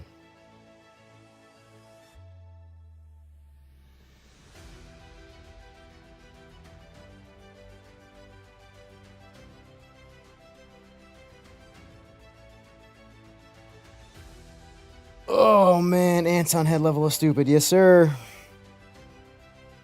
First Rennsport 15 seconds I have ever seen, and I was puckered the whole time. Yep. Like, that's what I'm saying. I've learned in Rennsport, like, it's... If you can get away early, you can avoid the rest of the accidents. Unless, like, the intentional rammers come around. Those guys are hard to avoid. Because you just don't expect it.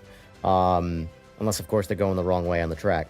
But the very beginning of a standing start with a full grid is just... I am shocked. We just did the Nurburgring and made it through the first, 2 hairpins. And no one, at least on my end, made contact. The hypercars were smooth and got out of there. The hypercar race was a really good race. I don't know what the GT3s looked like, but yeah. Whew. Do GT3 Aston? Why? I want to stick to the hypers.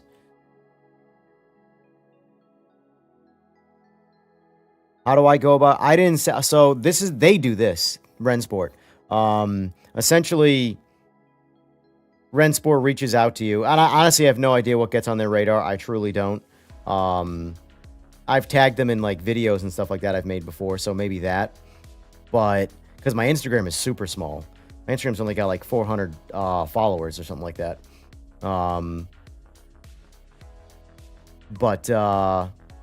No, they reached out to me. I want to say on Instagram, and then followed up with me through Discord, and they basically just... You pick your schedule. They're doing this around the clock. You can probably reach out to them, honestly. But I would, for the creator race type stuff, I mean, I would imagine you'd have to have some streaming platform, So like Blown Piston, he could do it. I have no idea what gets on there. Like they clearly have different people that are like more on the social aspect of things, where they're just doing communication, and because like it's benefiting them too, It's one of those. This is one of those scenarios where it's a help me help you thing. So here's your own set of races for your community or whatever you want to call it, and it also gets that community and that person who is streaming the game to play the game and technically advertise the game. So it's a no money involved on either side type. Help me help you. You know. Do you stream on Facebook at all, Josh? I've never got into the Facebook streaming personally. In fact, I actually don't have a Facebook anymore, and it's the most amazing thing ever. If I ever went back to Facebook, it would be as a social account only, not as a regular account. Should try it. I mean, so you have your page, you said you have 6.8K followers. I assume that means your page is not your standard Facebook page. It's I forgot what they call them when you make not a creator page, but the equivalent of like a page you just follow, you don't communicate with. Just fitness stuff. I mean, put a spin on it. Take your fitness stuff and find a way to tie them together, you know? It's kind of what I did with the whole real racing versus sim racing thing. You know, I do plan on bringing back some real racing content to this channel. I just have to do it in the right fashion, and I haven't figured out how to do that yet.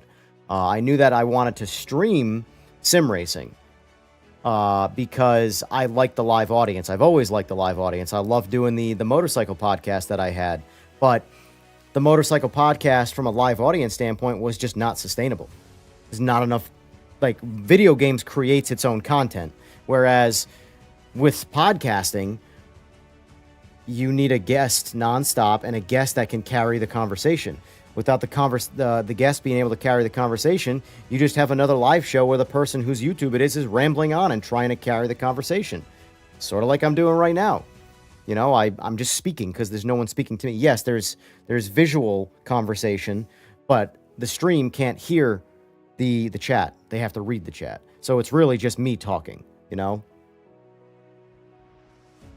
Whereas if I stop talking right now, this becomes a very dry, very boring, why watch this stream type scenario. Whereas if it's a podcast and I have a guest on that's carrying the conversation, I can sit there like Joe Rogan.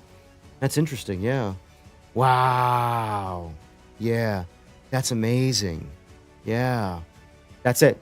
A good host just has to sit back and watch his guest do the work. You know, when the host starts talking over the guest and interrupting the guest, that's not good. But anyway, back to, you know, that. Well, what I was going to say is I was going to reference the, I don't know who he is, the big, clearly jacked dude who does all the F125 content, where he gets the most amount of force feedback he possibly can, and he's this big jacked dude just fighting force feedback the whole time. You just put a spin on it like that. The best way I can always recommend for streaming is find a niche inside a niche, you know? Find something that people want to watch, you know? And the thing is, you're going to get people to hate you. The more vocal you are, the more of a character you are, the more you try and entertain things, people are going to like you, and other people are going to hate you. People are tribal. That's just human nature.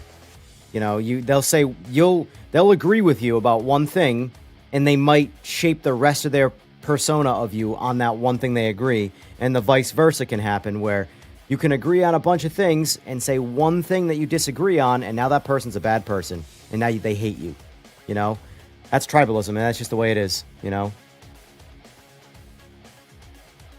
But dude's like 5'4". I'm 5'5". But I also don't work out anymore. I'm good.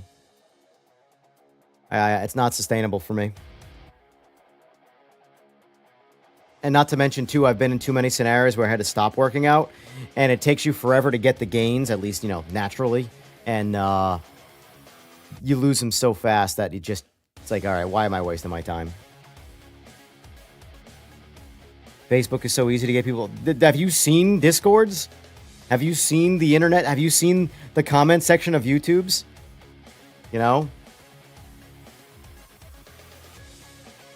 I'm actually surprised my chat on YouTube is as clean as it is. I've seen some chats where people are just destroying other people. It's like, whoa, you guys got to chill out. You know, it's like... And it's also always amazing, too, is that how people will act differently in different chats on YouTube. So, like, one person who follows both people will bash the other person in that chat and then switch back to the other chat and bash that person to the other streamer, it's like, what? You do realize this is all public. Everybody can see this. You know, that's why Oil Slick, I mentioned, I appreciate you having a very neutral take on everything, which is what everybody should have. No one's 100% right and no one's 100% wrong. So there should never be a bad guy, good guy standard. People are the gray area.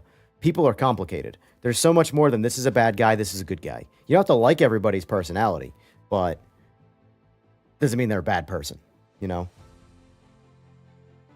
I'm 6'3", muscle is harder for me, but I've done well. Yeah, I got most of mine through youth, wrestling, stuff like that. But I've maintained most of what I gained through my teenage years pretty well. But anything I've tried to put on after and have put on, I've lost inside of a very short amount of time. Motorcycle accidents, I've been down twice on a bike. Fortunate enough to have not had too serious of injuries. A couple broken bones, obvious, you know,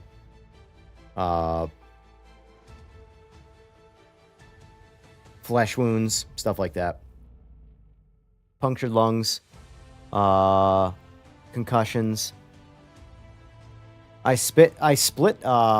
didn't break, thank God, but I had a hairline crack. My last motorcycle accident, I split my helmet from I smacked it on the side on the pavement, and I split a hairline crack all the way through the helmet. Kind of sketch. I knocked myself out. Hit my head pretty hard, obviously, because that was not a junk helmet. That was a $1,500 Snell helmet. The same shit you see in MotoGP is what I was wearing. And I went, good night. Guys, smoke a joint. Agreed. Or rub one out. Same concept. Anything to relax. I mean, you can make the argument that I was unlucky because, you know, I got knocked out, but I'm alive. I will say, though, brain injuries are far scarier than other injuries. For example, I was so concussed that there was a good 3 or 4 days there where I was like a delirious, you know, Alzheimer's patient. And it was sketchy because I vividly and it's weird too how the brain works and how it recovers. I vividly remember asking the same questions multiple times right now, but in the moment I did not. I repeatedly was saying the same things to family and friends nonstop. Concussions, when they're severe, yeah, they're interesting. Lucky you, I just have to look at a gym before I get bigger. I love working out, but even doing lower weights, I still keep growing. Well, rub it in, sir. Jesus.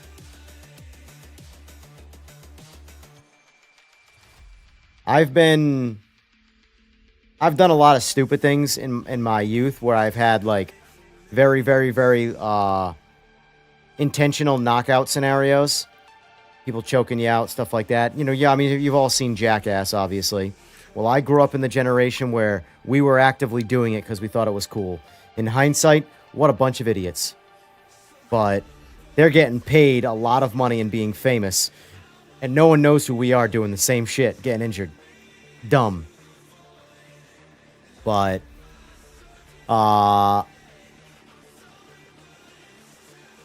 I've never been knocked out in wrestling, but I've been dazed and confused. My head's hit some other heads. I've hit some knees at pretty high rate of speed. But the motorcycle one was hands down the worst time I've ever been knocked out. Hands down. And it's crazy because in the aspect of like the concussion and being knocked out, I wasn't doing anything like I wasn't wearing all my gear, so I got road rash, and there's aspects of it that could have been prevented from gear. But the concussion, it's not like there was a better helmet to get, or I was wearing a cheap helmet. I was wearing what they wear in MotoGP, and I was lights out, and I woke up in the hospital. But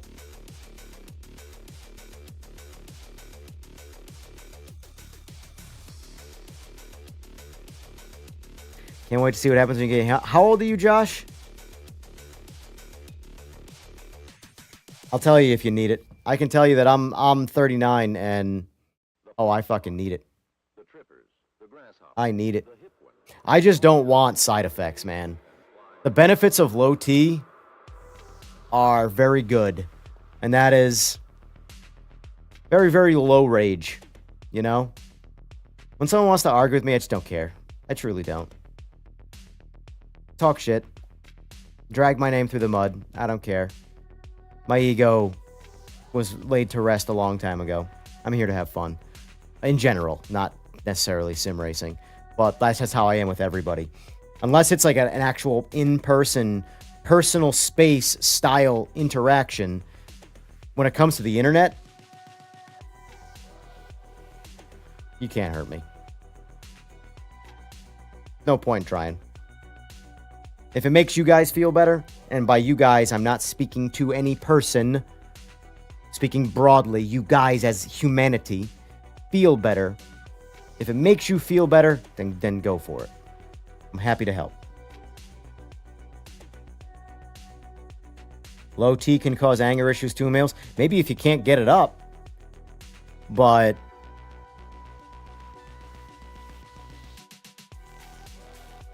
in your 20s, you really shouldn't need anything, Fway. But I can tell you, after 30, you could start taking it and see benefits. After 40, you should absolutely be taking it. If you want to feel good and feel young and healthy. But I can tell you that I will eventually be on TRT, but I want just a supplemented amount. I don't want to, I'm not trying to work out. I'm not trying to get bigger. I just want to feel decent, have energy, you know? Don't want to shift my mindset into aggression.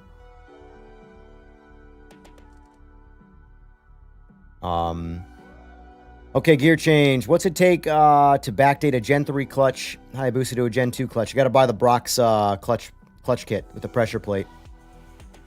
The input shaft on the Gen 3 is longer. So if you just try and convert it, backdate it to a Gen 2 clutch, when you go to push the actual clutch pressure plate out, or pull it out, I should say. No, push it out. You'll hit the clutch cover.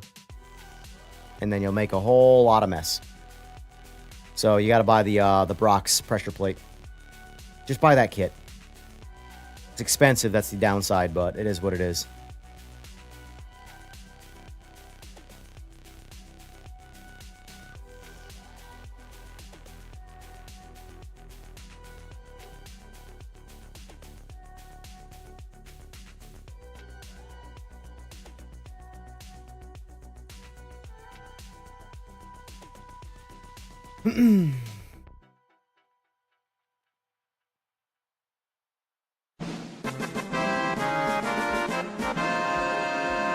I do love that sound. Hunter Jones, thank you for the sub. I appreciate that. That really is the best choice I've made so far. Making that sound the subscriber sound. It's a great sound by itself. And then when it means that, it makes it even better. But yeah, Josh, back to the streaming thing. If you just do decide to do it, just be prepared. You can do the, you know,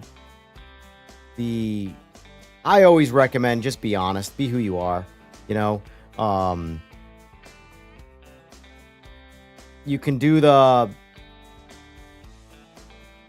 you know, rage baity stuff. Rage baity stuff will get you a lot more clicks initially, for sure. It always does. Humans love being part of negativity. I don't really know why. This is just built into human nature, I guess. But I'm trying to stick to a more positive style of streaming, you know? But I'm also still anti-misinformation. I've always been anti-misinformation. In fact, it's one of the most aggravating things, because all it takes to tell a lie is to tell it confidently, you know? So the amount of people who don't know something about whatever it is that they're talking about that will say it confidently, and then it just spirals out and gets regurgitated and becomes this just wrong bit of information, you know, that everybody says. I mean, love my mother to death. She's notorious for it. Not understanding something, reading something and going, that's true. So here's the best way I can explain this, right? In terms of all the misinformation and nonsense that's out there. What is it that you guys do professionally that you know fundamentally almost everything about? There's always more to know, but like you know this thing, this one thing, extremely well. And then you just go on the internet and you see all the people talking about this one thing that you know, saying all the wrong things, a whole shitload of misinformation where you don't even know where to start. Inconsistencies, just straight up not facts. And you just look at it and you go, oh, not this bit of information that's just fundamentally wrong again. Well, the reality of the situation is everything in the world is like that. Everything is like that. You just don't know enough about that particular subject to be able to identify when it's fact and when it's fiction. Everything.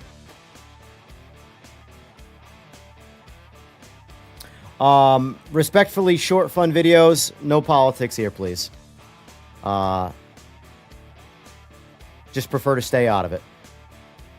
I am the George Carlin of my generation when it comes to how I view politics. I don't participate.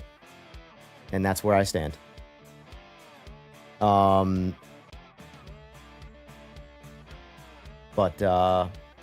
that being said, though, feel free to talk about whatever else you want. Long drive in golf. Are you referring to that's what you know something about? A lot about?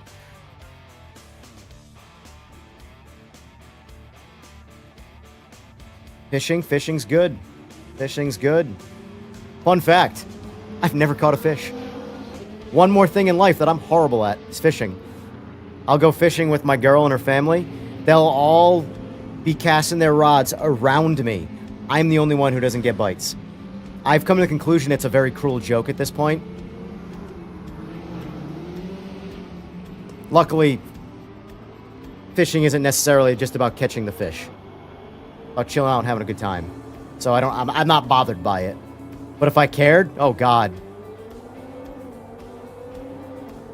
Where's my audio?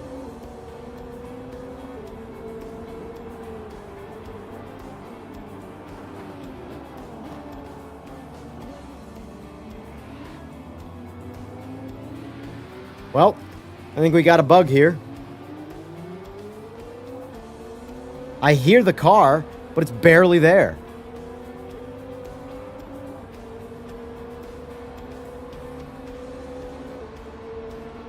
Well, whatever. Luckily, we don't need the sound.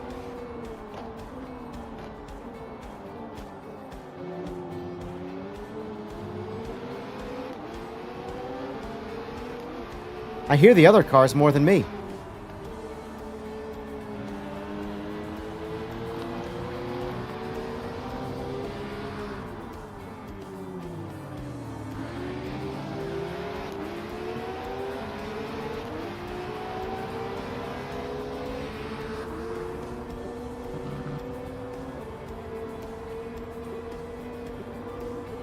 This is going to be an interesting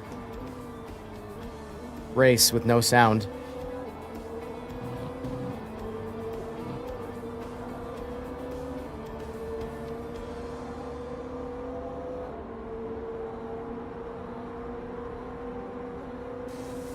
All right.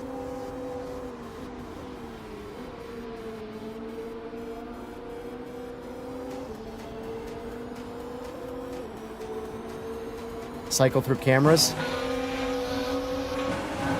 Look at that oil slick. It's like you've seen it before. Good job. Thank you, sir. That would have been really annoying. Track's over here, guys.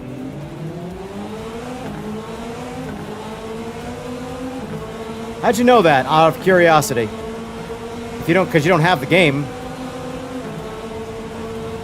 Oh! That was a bumpy path.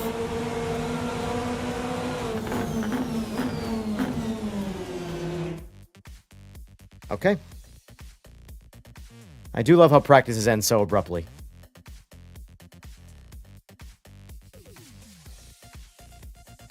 Literally a wild guess. That was a damn good wild guess. I don't believe you. That was so accurate, I don't believe you. Have you experienced that bug in another game somewhere?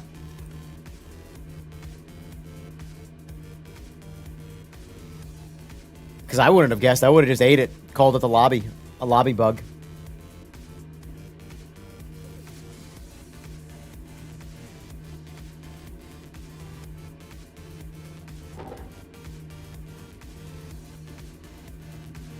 Alright.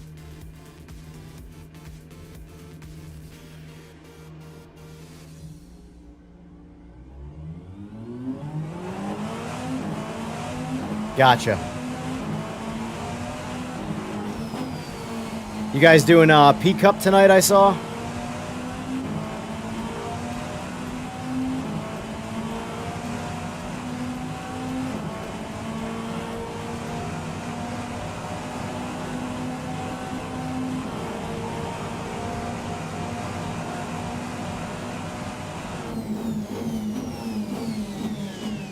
Oh, okay. Gotta go a little deeper.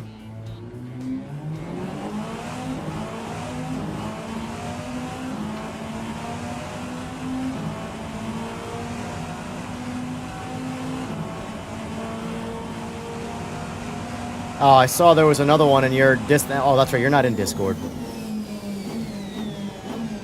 All right, that was way too early as well.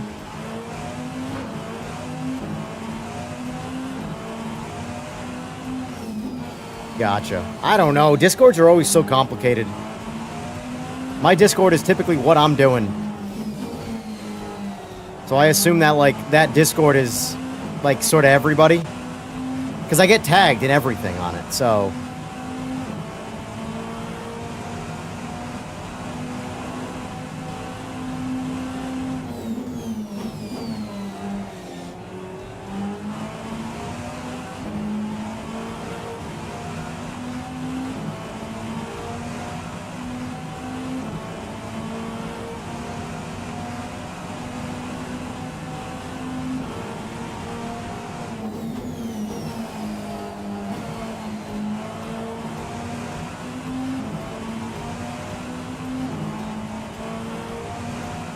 Way behind.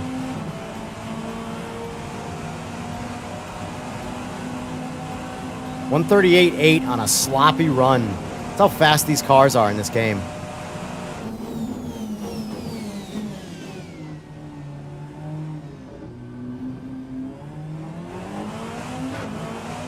So both these next turns, I gotta brake way later.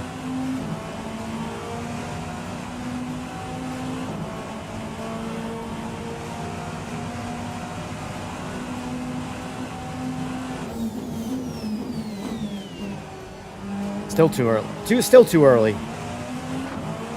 I want to go through that in second gear, but...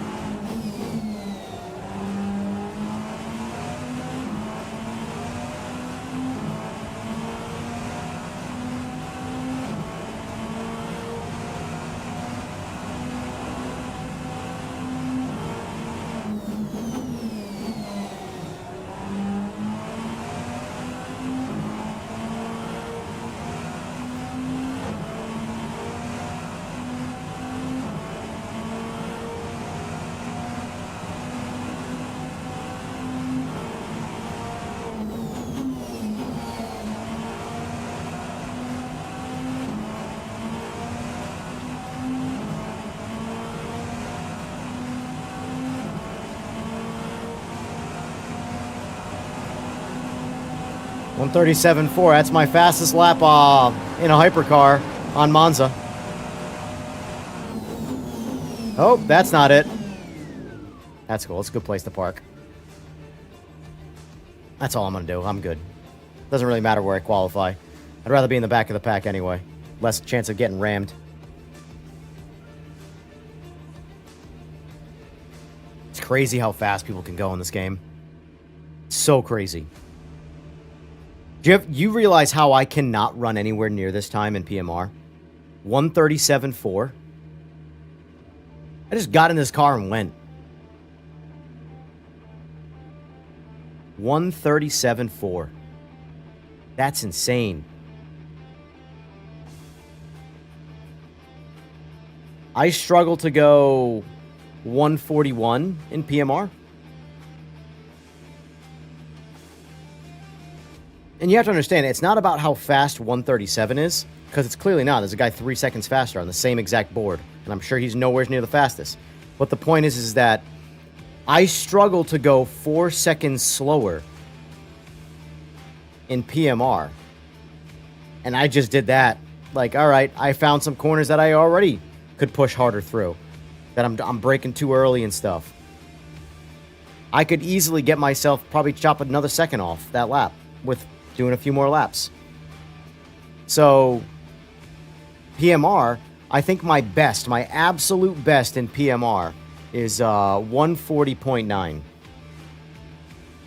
And that's me playing with the car.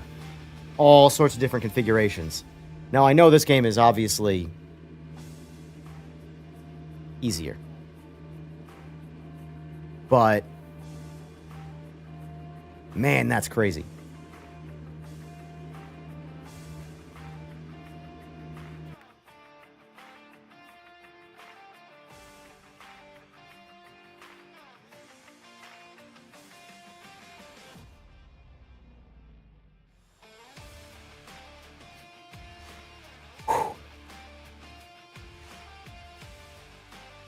Rennsport.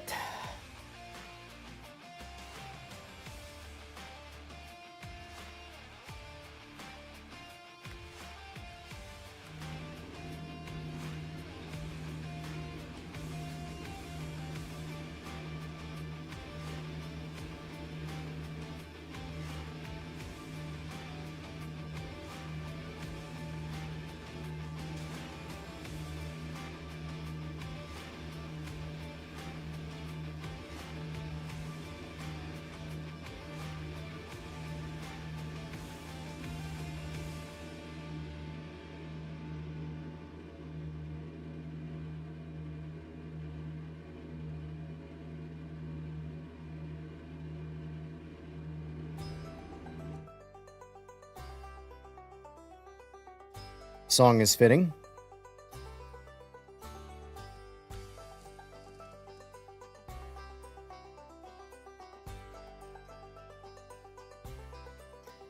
Appreciate that, blood casing. I'm gonna need it.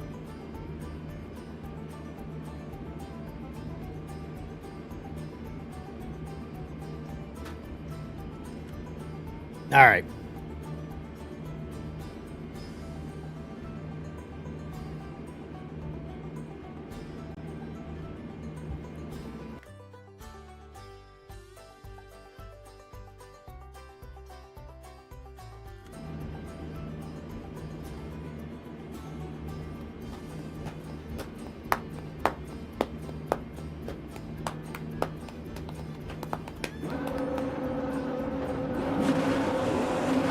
Oh, someone broke out.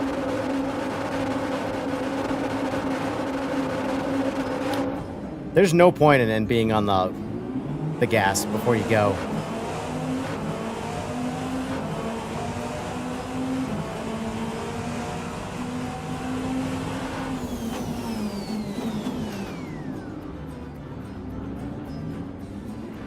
How did I not get touched? How the hell did I not get touched right there? I was in the dead middle of that pack.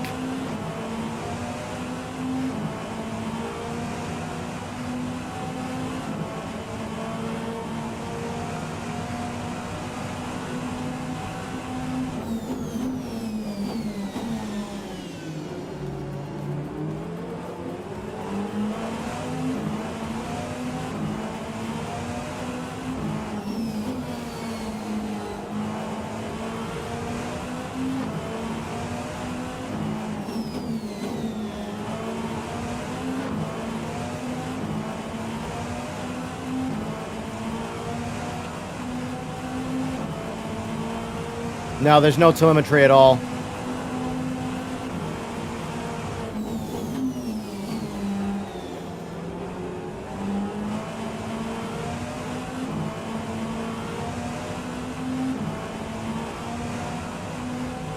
Unfortunate, because this nice screen on my wheel here is just nothing. Not even a gear indicator.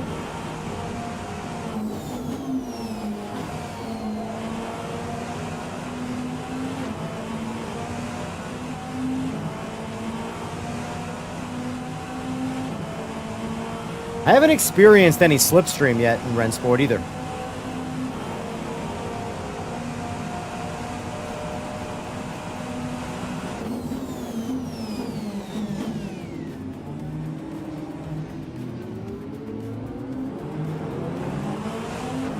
This BMW is on my ass.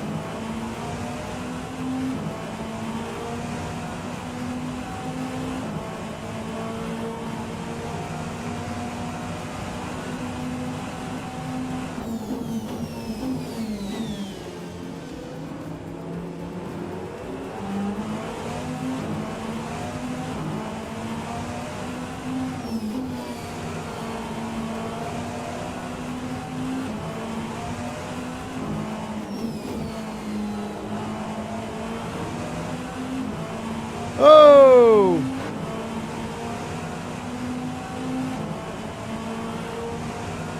I know it is. There's almost no way to get rid of it. It's the game, I believe, because if I lower the force feedback, it'll stop. But if I basically get it to stop clipping, and this is specific to the LMDH cars. If I get it to stop clipping, then I feel nothing where I need to feel something.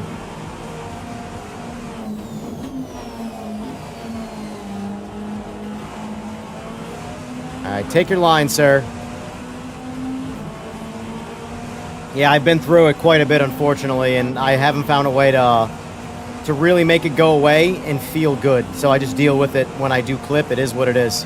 The wheel goes numb, but it's weird, though, because it's clipping nowhere's near max wheel torque. It's really aggravating.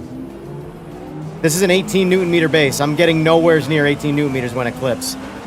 It's very weird. I don't understand it.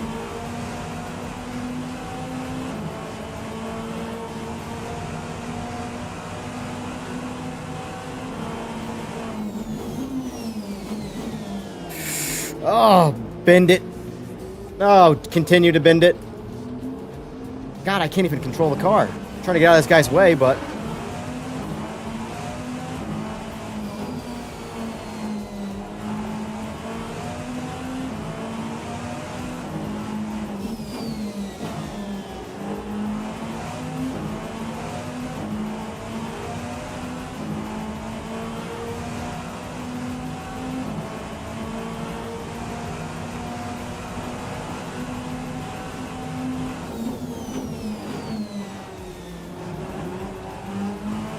Yep.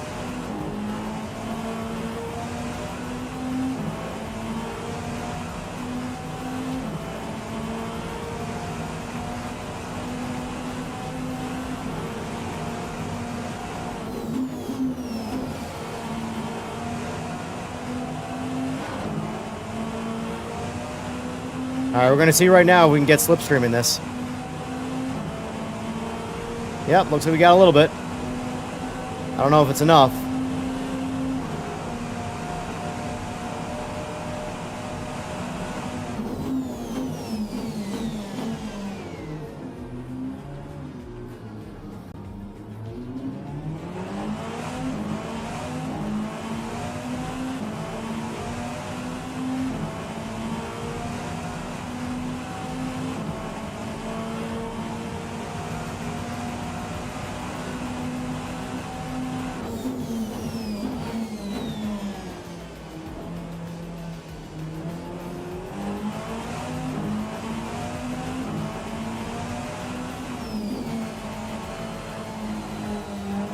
That was an awful turn.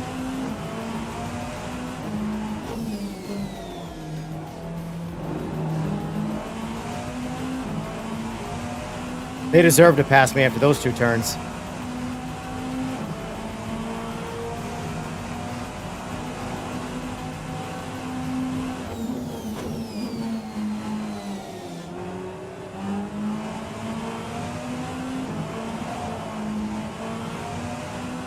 That hurt me. Hit the El Sausage.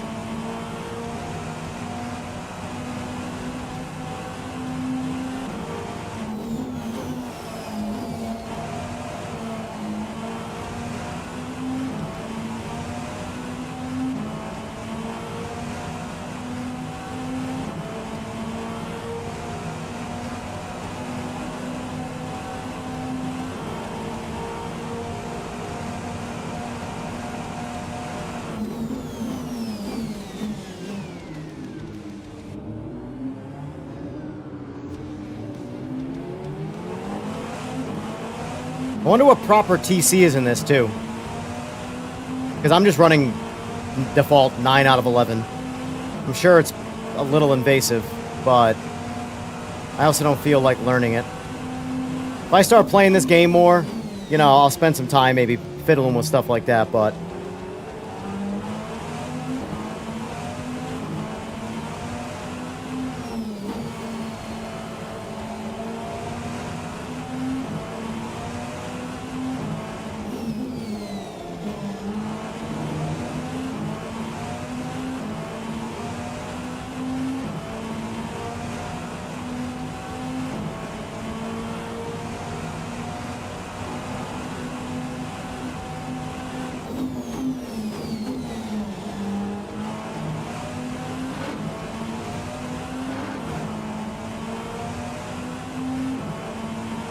That was a risky defend right there.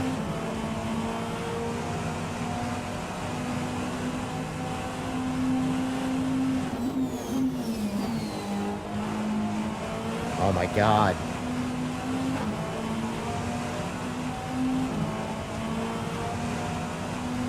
Yeah, if anybody has a solution for getting this to not clip without completely eliminating your force feedback, let me know.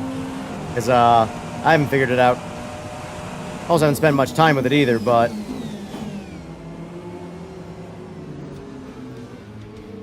Jesus Christ.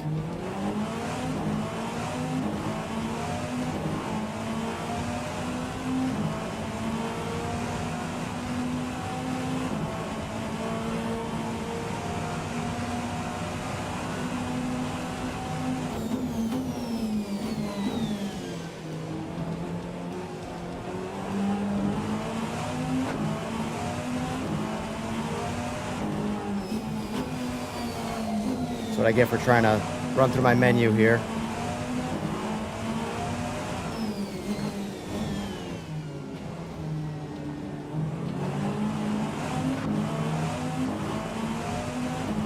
Appreciate you not taking advantage of that.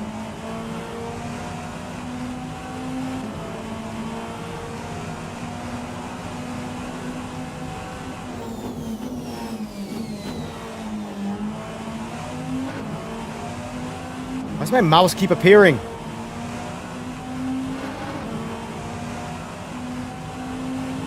Alright, so I put it in, I don't understand.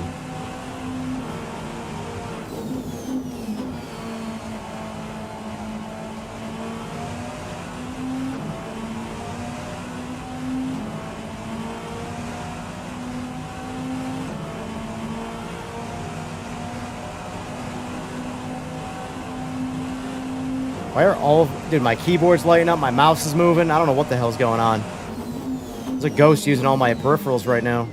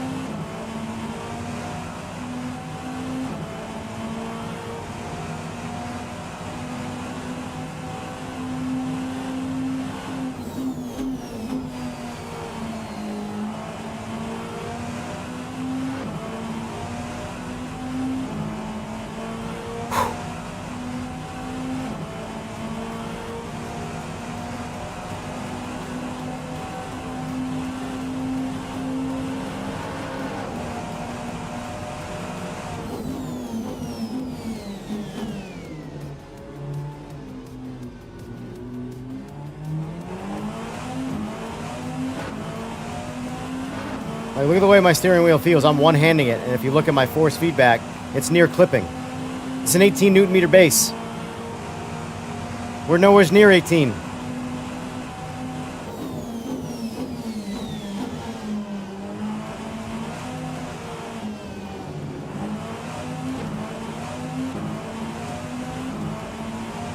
I don't know how guys endurance race on Monza for so long.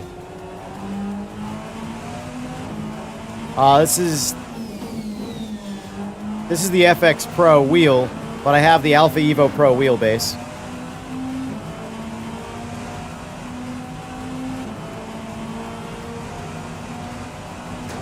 What the hell? What just happened? What did I just hit?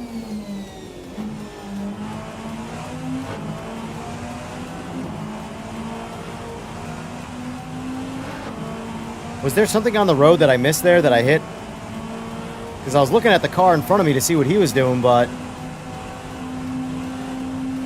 Yeah, Simagic is maxed out. I run my base at max all the time.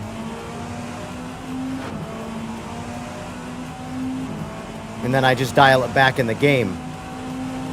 So the game is running at 50%. The wheelbase is at 18, so you would think that's around 9.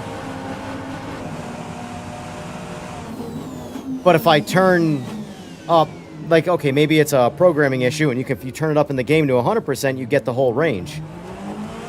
Well, all it does is clip faster. Like, way faster.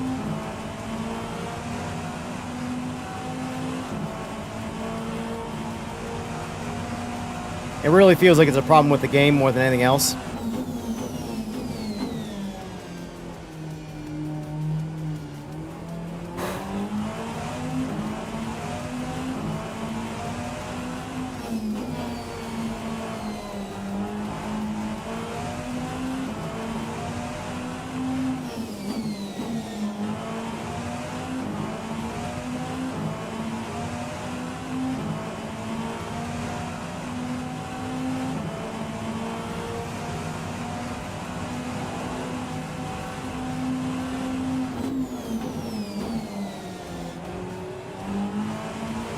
That Porsche gets me every time. Every single time I see that Porsche. I'm like, what's going on? Oh, it's that Porsche again. You drift out of a straight line so easy in this game. So easy. This is like the worst sim that I've experienced, where if you take your eyes directly off of the straight line that you're in for even a second, you immediately just leave that line.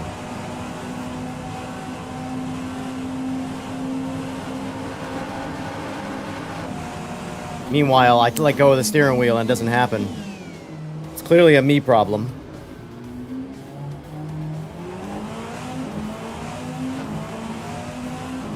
Is that car running positive camber? I have absolutely no idea. What is bouncing down the road, though? I have not looked at this car. You don't understand. I literally just got in this car. That's how most of the racing I do is. I don't set anything up. I don't fiddle fuck around. I just get in the car and drive it. Unless the car is, like, completely broken and cannot go around the track, then I try and make some changes. But this car has no changes. This is whatever Rennsport gives you for the BMW LMDH car. That's what I'm driving right now. So, I can look after this race and see what the settings... Actually, hold on. I think I can...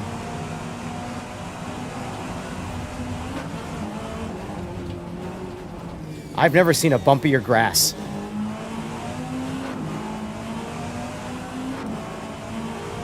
This fucking mouse.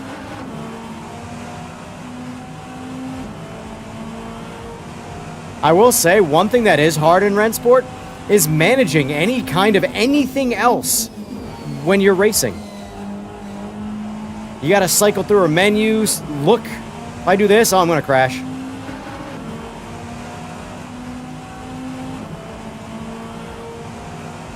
Very interesting experience, I'll say that.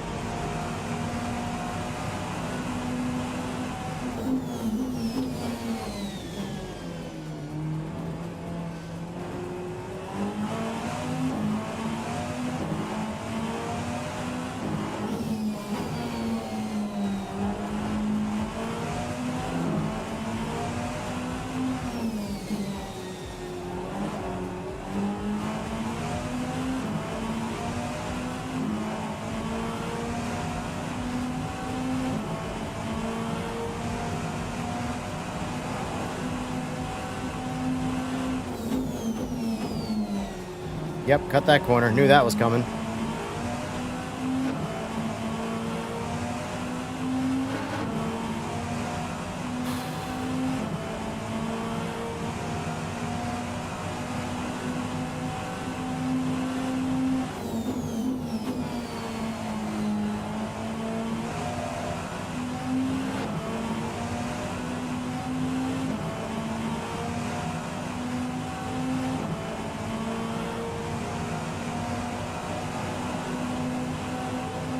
All right, last lap.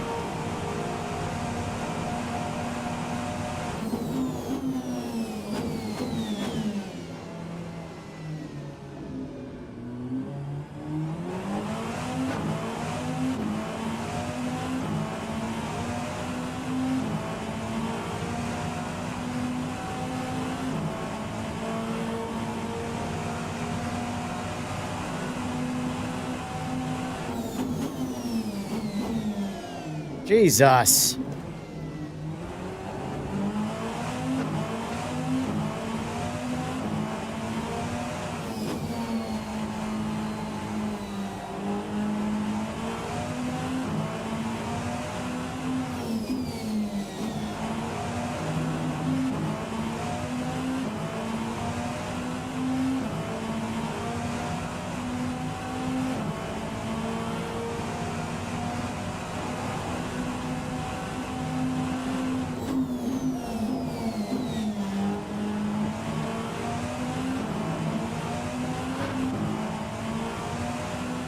Yeah, as you can tell, I kind of, was trying to get to this race to end.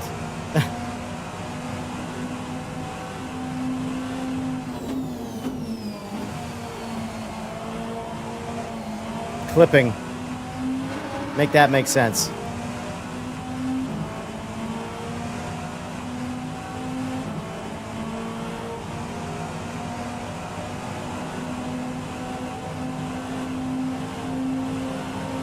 You're gonna make me do one more lap.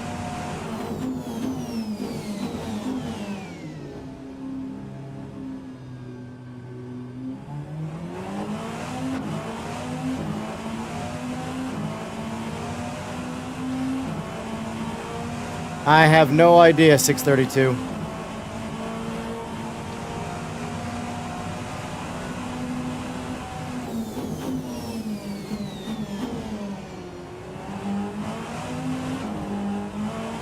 I avoid turbo bikes like the plague.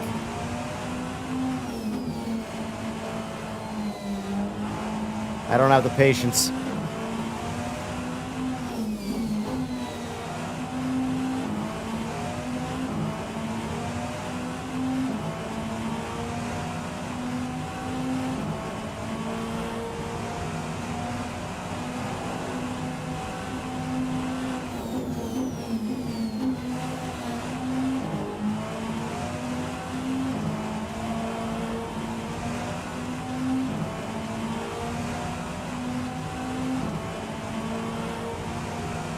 I need a G Fuel or something. This race is putting me to sleep. I'm telling you, I am the worst endurance racer in anything.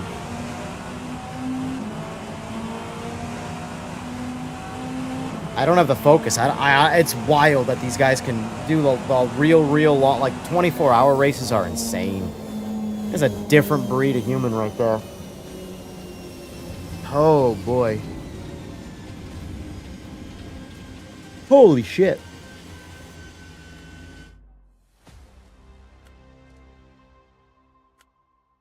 All right, what's next? I think it's Nordschleife, right?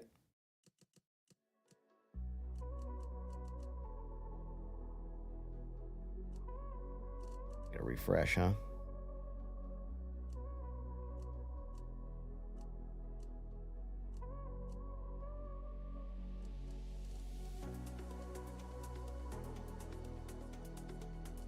Well, I was just in.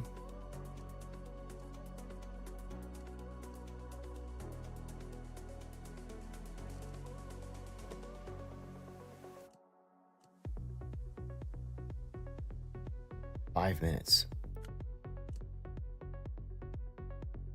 Anybody wants to get in? Oh, man.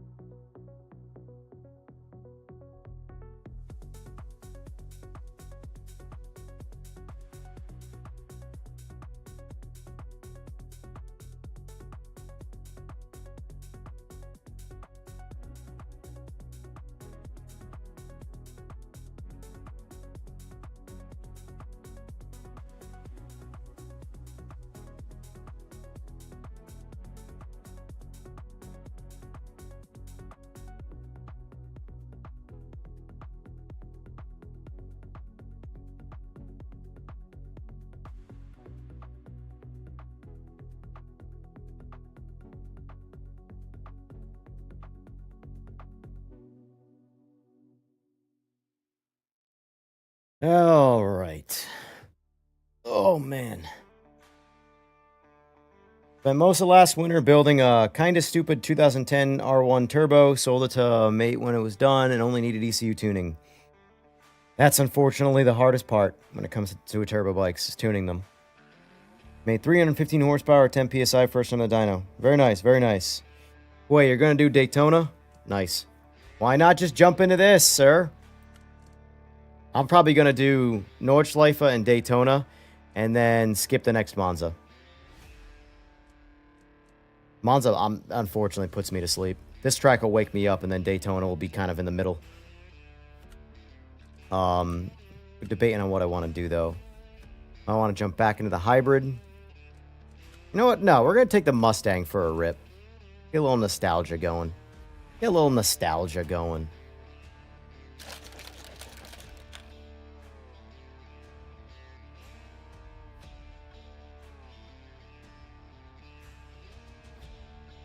Relapse. Don't be a pussy. Well, yeah, Eagles, did you ever ride it or no? When it was done? And was it on stock ECU? If it was on stock ECU, gah. That's so problematic in the long run, trying to get that thing down the road. And just tuned in general. Need a standalone. Max, Motec, Fuel Tech.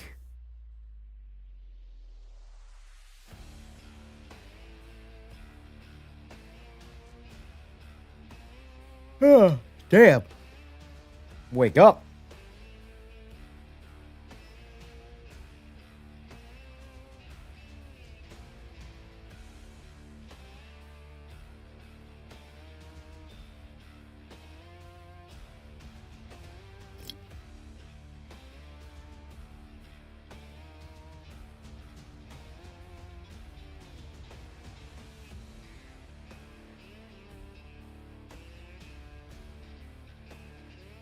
There you go, Fway. That's what I like to see. See?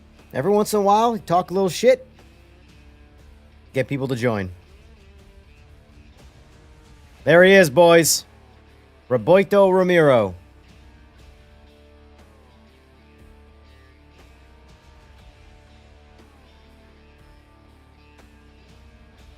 At least on a Haltech. That's good then. That's good then. You absolutely have to. There is just no point in even trying to get even a modern, especially a modern bike, actually, because the ECUs are too complex and don't let you do anything with them. But yeah, stay away from stock ECUs and turbos.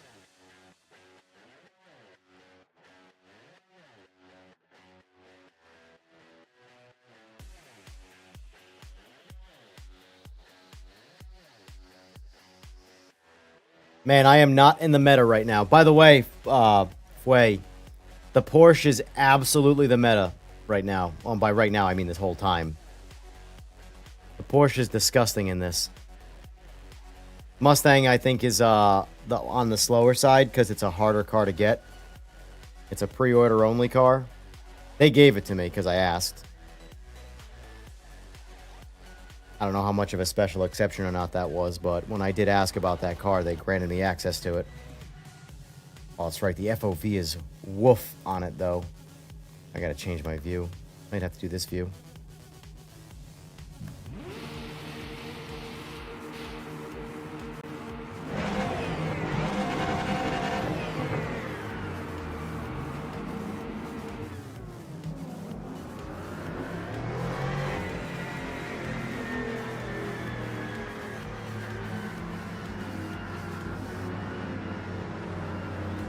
I really wish pit limiter was on by default.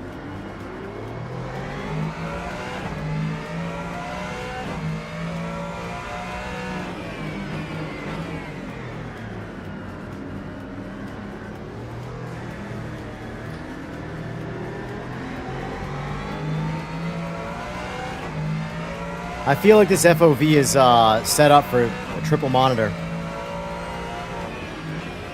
Because this is wide.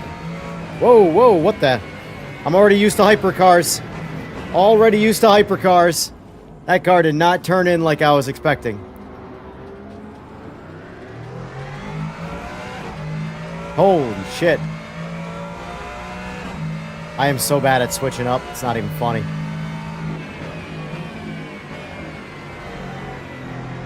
Oh god, there's just oversteer. It's crazy. This might have been a bad decision, boys.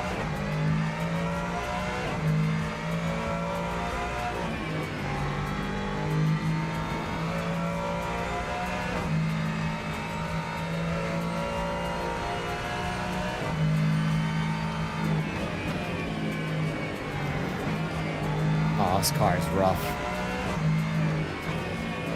Look at this, look at this. This whole thing is a bad decision.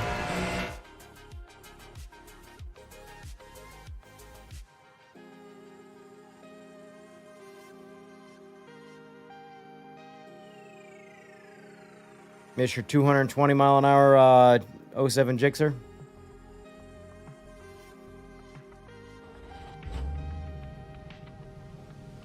I miss my Boss 302. I still have my bikes, but my bikes are straight line queens.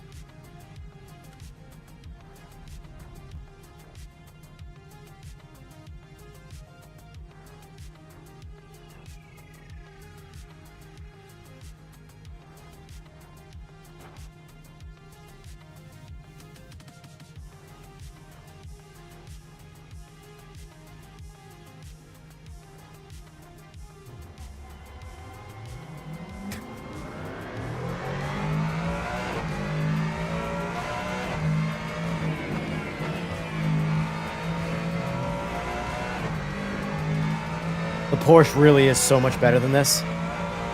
You get out of the Porsche, then get in this thing, forget it. Oh well.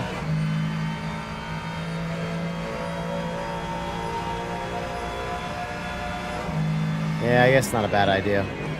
I don't really care about the qualing at all right now.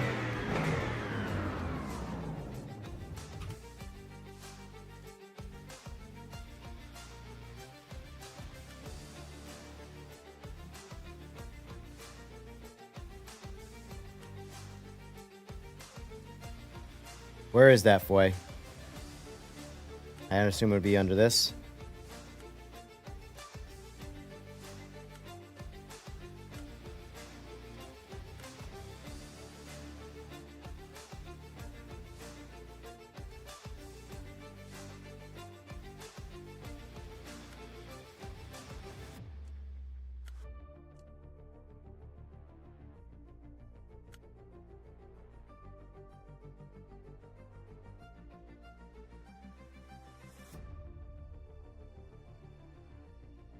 Edit gameplay camera.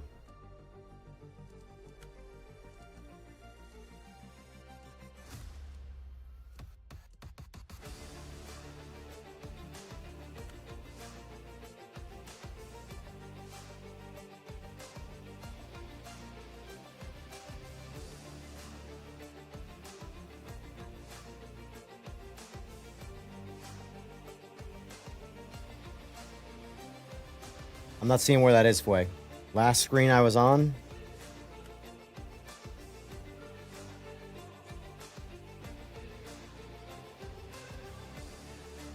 Next to edit HUD.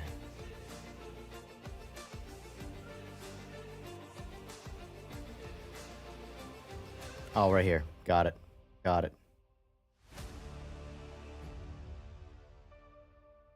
Why is it at 90? 90 sucks. I mean, yeah, for triple screen, sure. Go with 70. 70 is a good balance point. It's funny, whenever I do like the calculators for what my FOV should be, it always says 50. And I'm like, are you kidding me?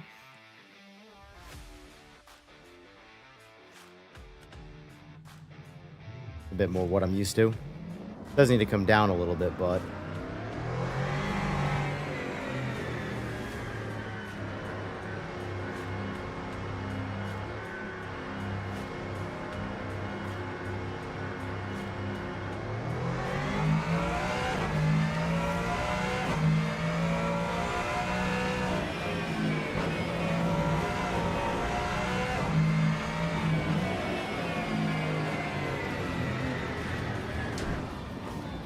This car sucks. This car does not turn. This has so much understeer, it's not even funny. Don't waste your time with the Mustang in this game. It's really bad. It's genuinely bad. I remember the first time I drove it after driving the Porsche, I was like, oh wow. This is a massive step in the wrong direction. This is going to be a bad race. It's going to be a very bad race. Is there spectating in Rennsport at all? Do we know?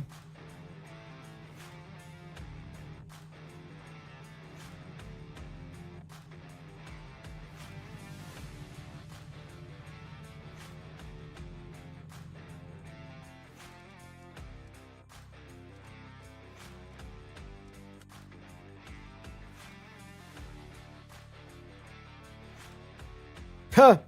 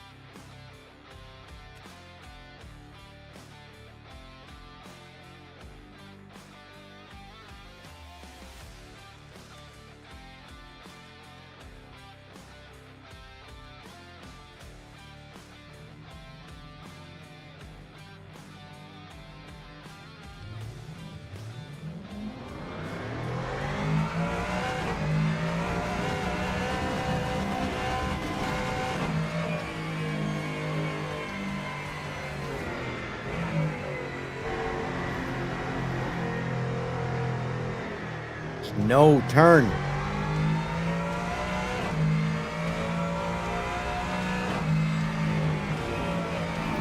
Like, it feels like the tires let go immediately. Like, right there. I'm already understeering. The force feedback right now tells me... I'll tell you when understeer happens. Right there. I'm understeering. Force feedback lets go right there. Nothing. Right here. Nothing.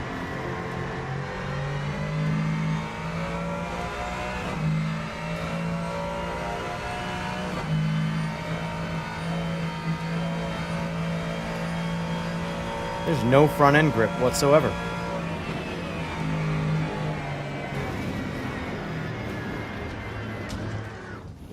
This car's dog shit.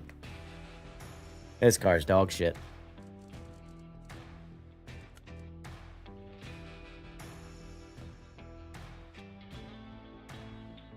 That's fine.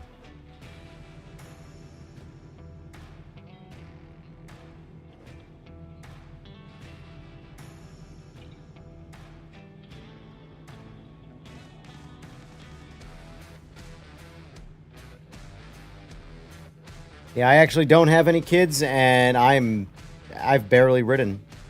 Period. I haven't ridden the Busa since May. So it's almost February, so we're talking 9 months. And the ZX-10 I haven't ridden since, I want to say, September. And it's not weather. It's all me. So this is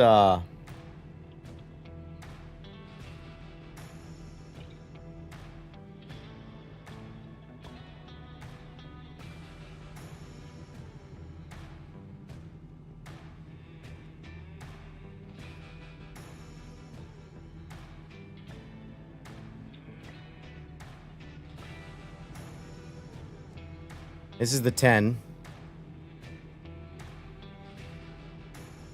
This is the game, the bike that sort of put me on the map in the motorcycle world. And then my Busa.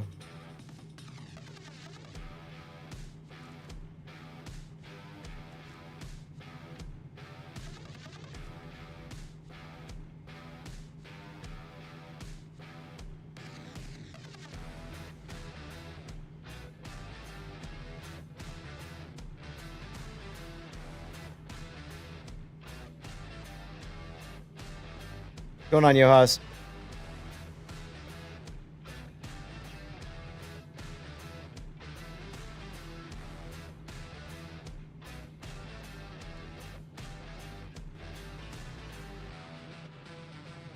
This was the low side that knocked me out. That's the bike after. And when I say full resto, I mean I replaced the frame. Like, everything. That's what it looked like before the wreck.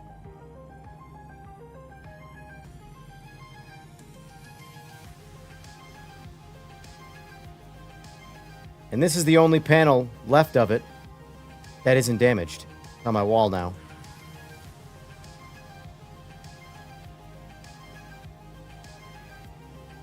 Yeah, my low side sucked, I can assure you.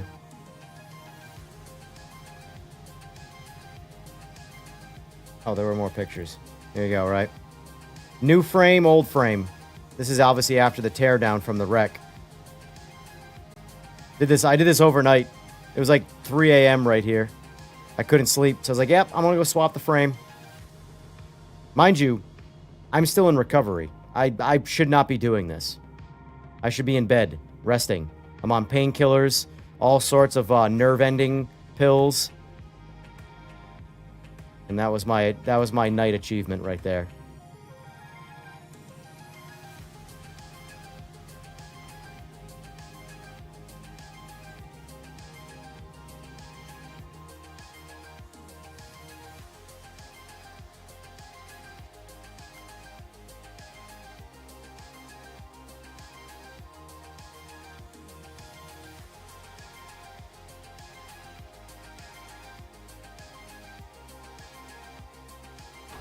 Yohas, absolutely.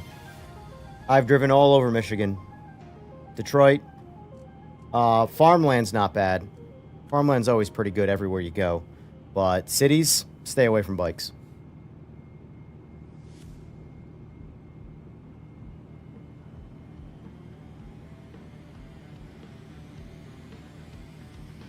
Depending on the bike you want to get, I would not buy a... I mean, I personally wouldn't want to own a bike in any level of city. Period. Any kind of bike whatsoever. Cross country, Harley, sport bike, you name it, I would not want to be on a bike. I don't want to be out in the road in traffic, period, so...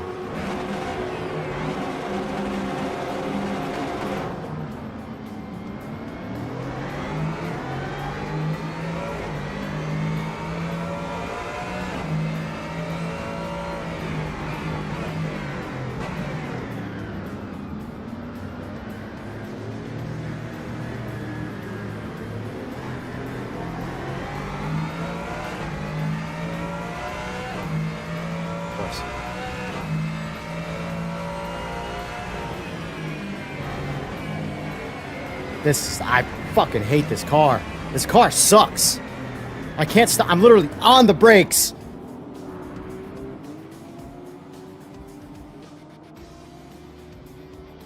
Yeah, no. That's what I'm doing with that.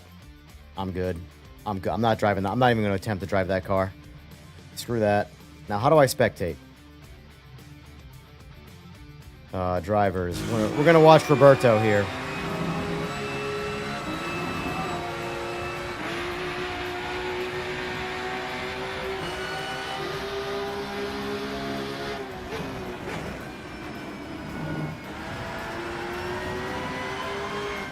Oh, that's a nice view. That's cool.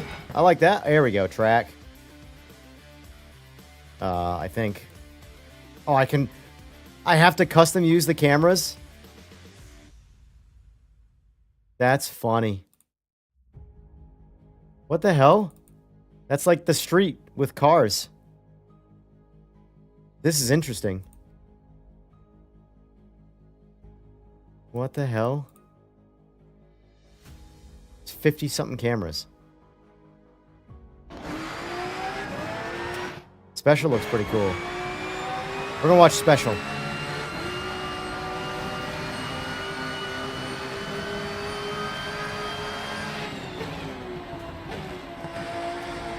I mean, this is unique. This is definitely a nice little plus for Rennsport.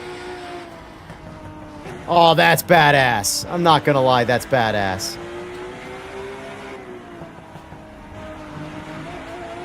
See, like this is like creativity here. I like this.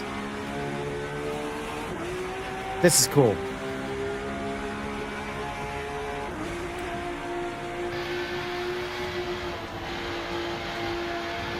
PMR, respectfully, take notes on spectating. This is legit.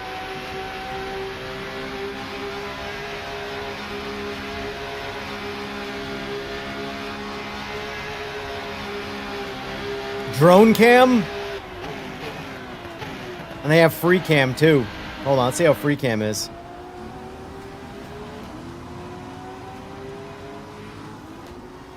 Mouse controlled. It's kind of giving me a headache though. Whoa! That drone went under the map. That's a special drone. That drone's got hacks. Auto director. Got it. We'll watch that. That's simple enough. How do I make this go away, though? That's how. This is pretty cool. Spectating tools in this is pretty badass, not gonna lie. Good job, Ren Sport. You got a cookie for that one.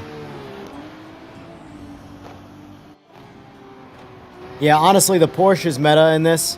I haven't tried the Aston yet, but like once you try, I believe it's the 22 Porsche.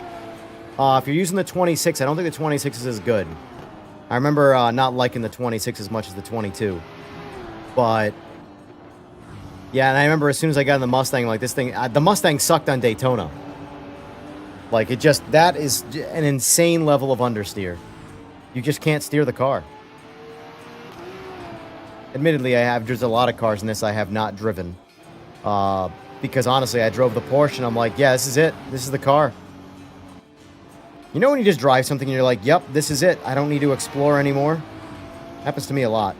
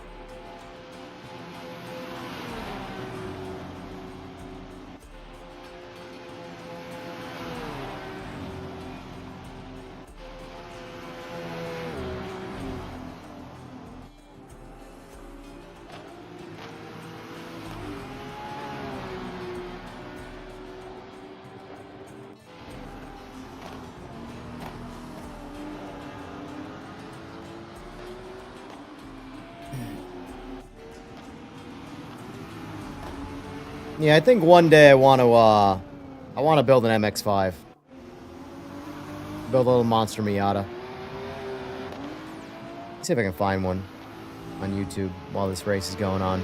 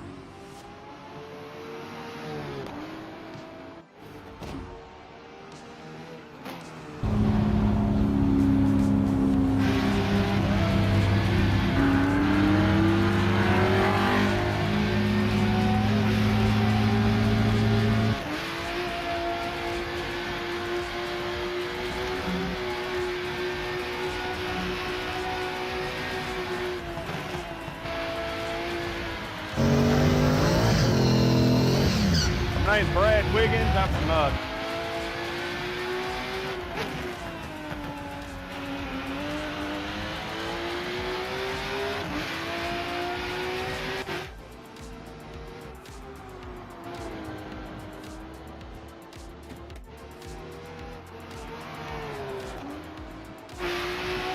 Is it a Gen 1 or a Gen 2 14? It's a 14 or a 14R, basically.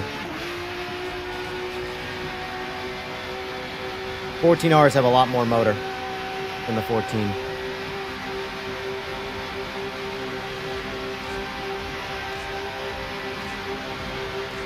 Hey, look, it's your typical DLSS ghosting.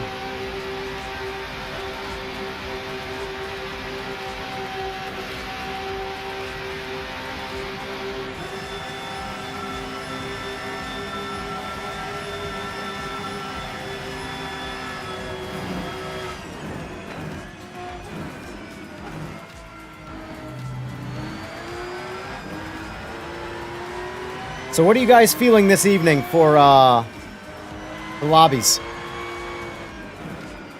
We got choices.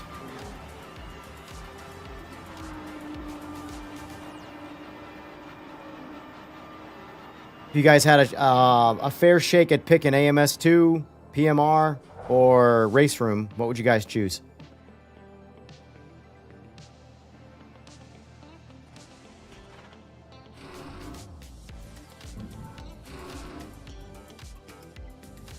And a piece again.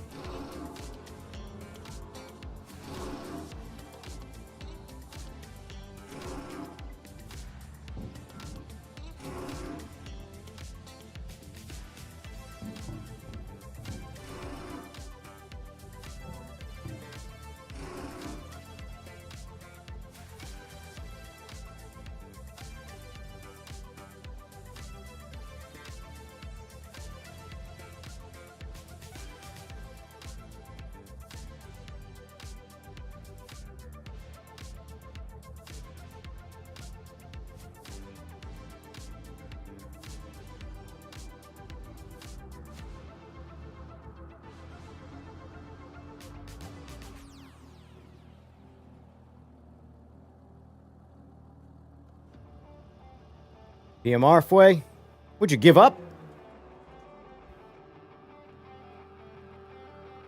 Or I was making you wait, never mind.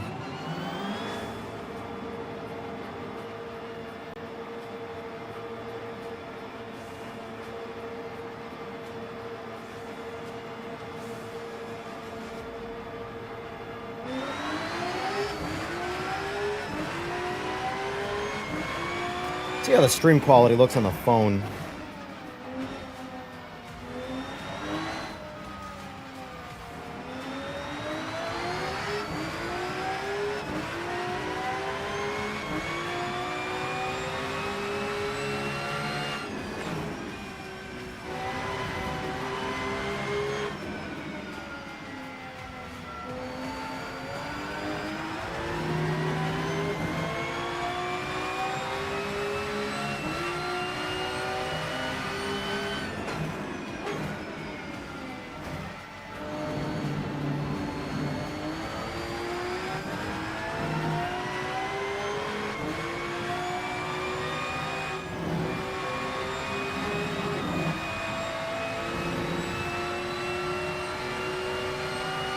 It's weird, it looks better on the phone than it does on a computer screen.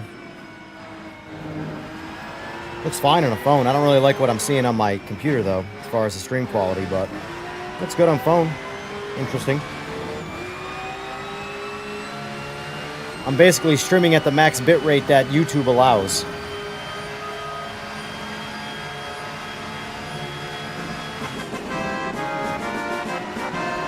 Thanks for the sub, Timo. Timo. I'm going with Timo, though. Feels more accurate. Appreciate it.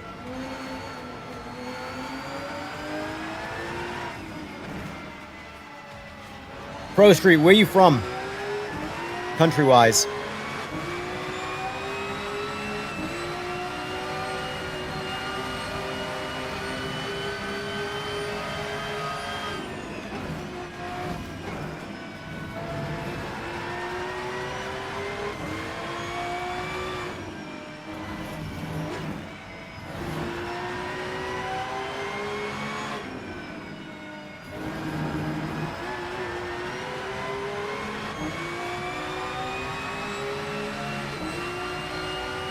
Any other votes for PMR for tonight? What do you think?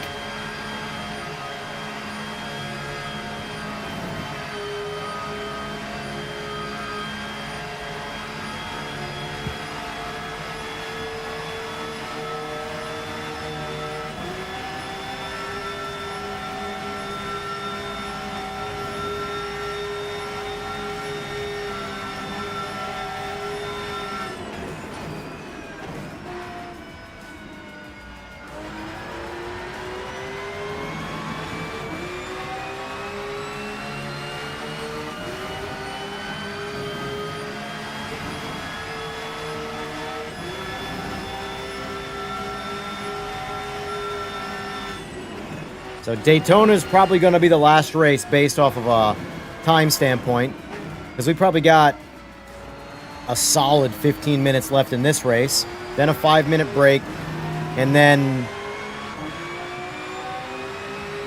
2:10. Yeah, so because I'm done at 3, so it's going to be the end of this and then Daytona. So I got to pick. Do I want to go GT3 or hypercar for Daytona? I really want to go hypercar, because hypercars at least feel good in this.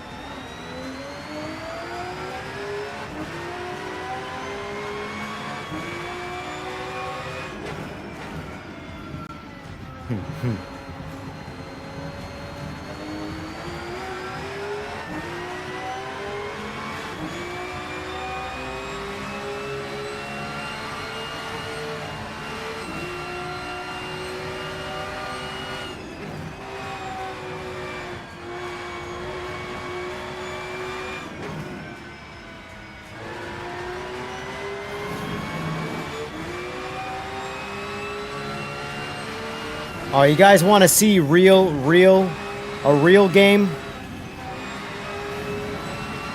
Right here.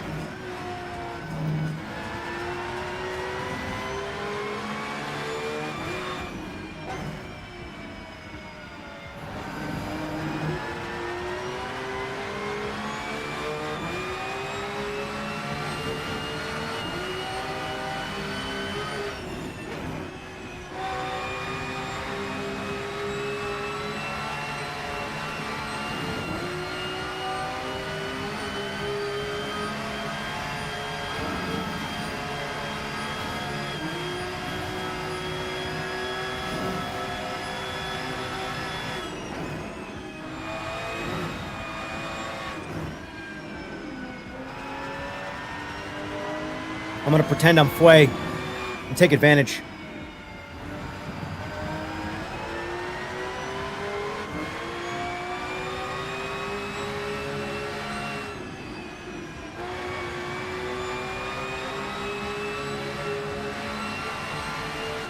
Stolen valor right here. That's what this is.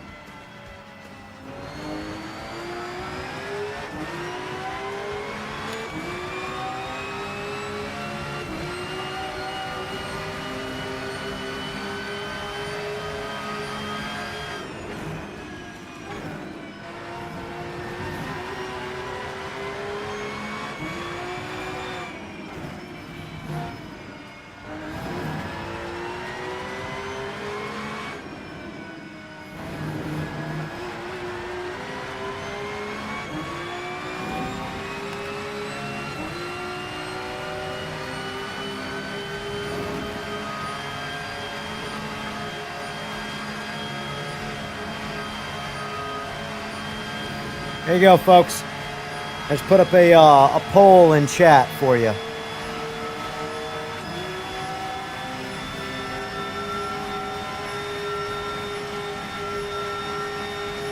Vote what you want to see tonight and what you possibly want to play if you're involved.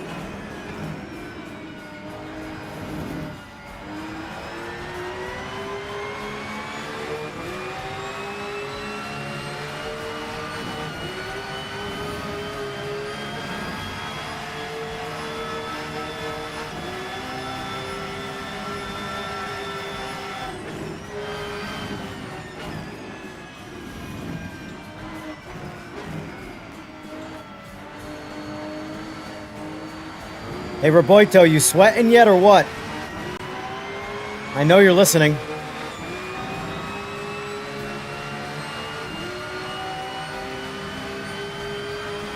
I'm that voice in the back of your head.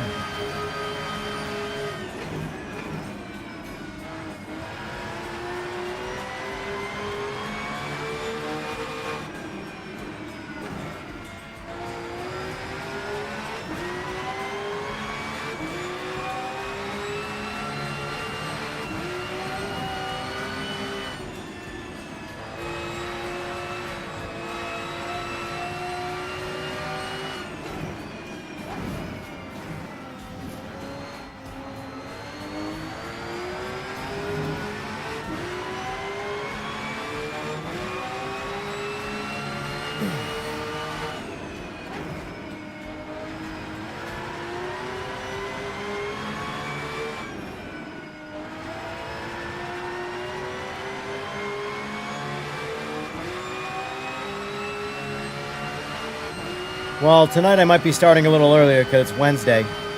Wednesdays I start at 8:30 Eastern Standard Time.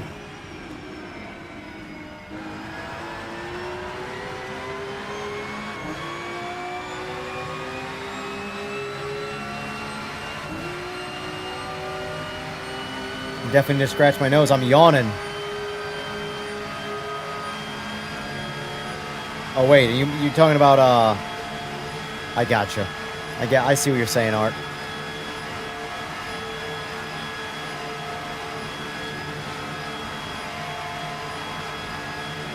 No pressure, Roboito. No pressure.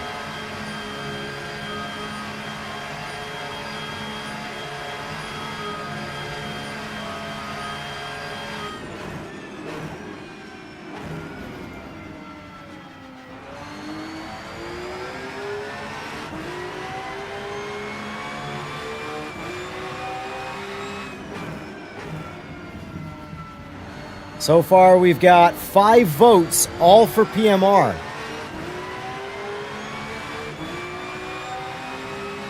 That's what I'm talking about.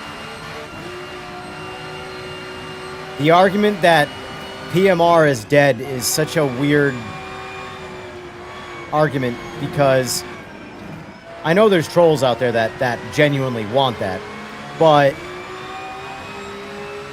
anytime I ever, do something like the poll is speaking for itself. Yeah, it's only 5 votes so far, but all 5 votes have gone to PMR. And AMS2 and Race Room are arguably much more successful games. But nobody wants to watch PMR or AMS2. Race Room or AMS2. They all want to watch PMR. Here's the thing, PMR is not dead. My stance on PMR is this when it comes to like the time frame for it to recover. I don't think it has a time frame to recover. I think respectfully, people are followers. They'll do whatever is the cool thing to do for the most part. Not everybody, but majority of people. Fortnite got massive success out of that. So, if let's just say hypothetically, we don't get a patch for PMR for like 4 months, right? And most people abandon it. Then in 4 months, they release an update that is quite literally a game changer. Fixes every problem, makes it an amazing incredible gaming experience. People are going to pick it up and play it. If it's a year from now, 2 years from now, 3 years from now, people always want to play the new thing.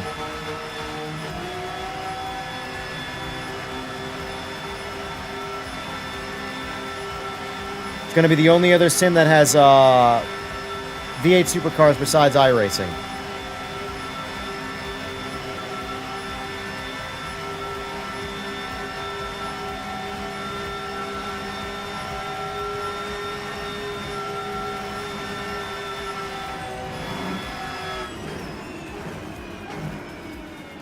Games with variety have a place.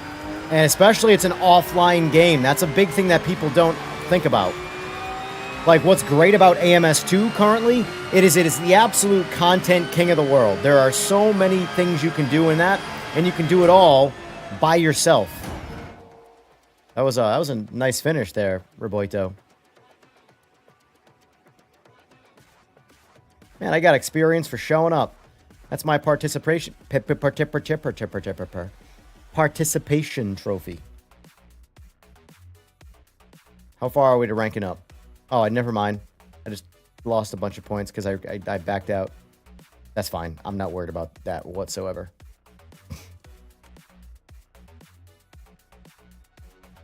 But yes, I very much believe... oh, we got a vote for Race Room. We got a vote for Race Room. Although it doesn't actually tell me the individual number. It just shows me the percentage. There's 7 votes, 86% PMR, and 14% Race Room. AMS has 0 votes.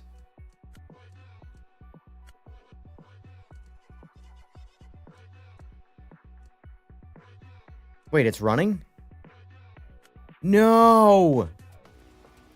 How did I miss it? That's bullshit. That is bullshit. Not supposed to run like that. You're supposed to be able to get out of the game and have a 5 to 10 minute cooldown and then be able to jump into the next one. And this one's already started. Started 2 minutes ago. 3 minutes ago. That sucks. Because I don't have the time to wait for the next one.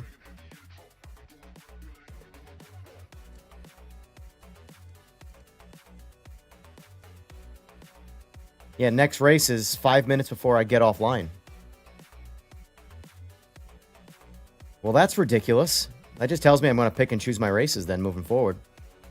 Because that's not supposed to be like that. You're supposed to have not a comfortable, but enough time in between sessions to like regroup, go to the bathroom.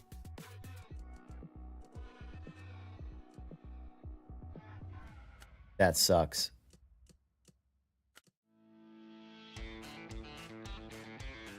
There's a lot of people in here, too. There's a massive lobby. Such bullshit.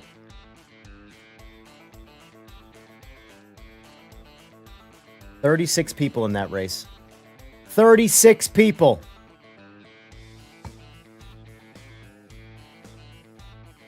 It's quite possible, Roberto. You were way too slow. It's all your fault. Well, that takes me out of it, unfortunately.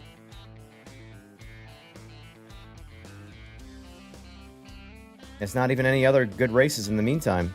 Hold on.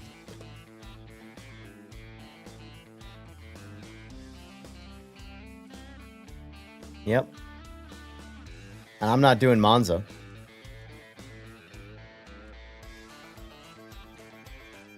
This is why you need to be able to make your own lobbies. I'm telling you. Online stuff ranked in a like structure is nice, but not when it's your only option.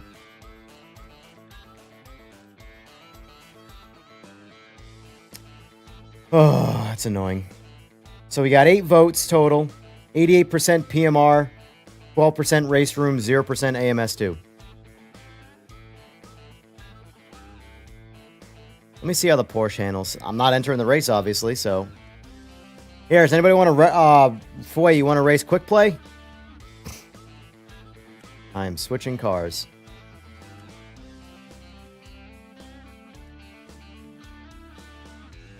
Never mind. It's only these 2 tracks. GT40. Yeah, I'm good.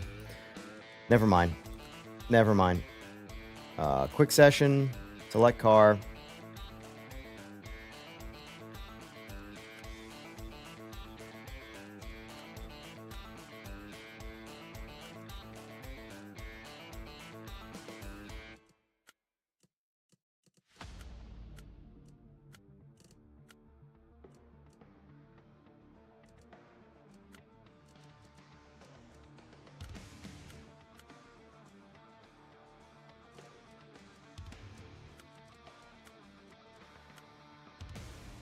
You see how the car drives by comparison to the Mustang.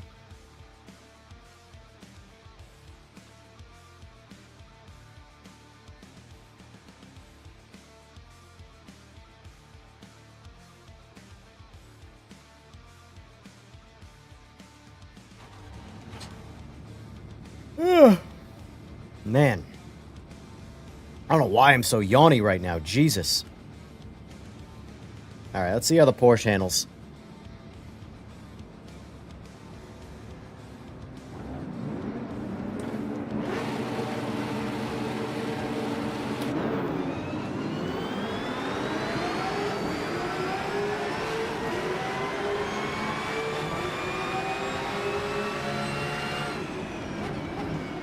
What the? AI in this game is...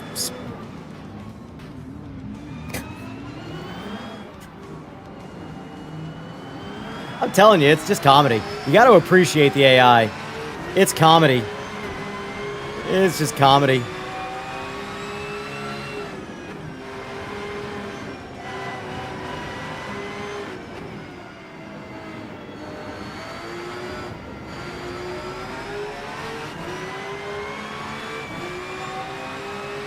How do I have to give up a position right now? I'm not gonna, so disqualify me.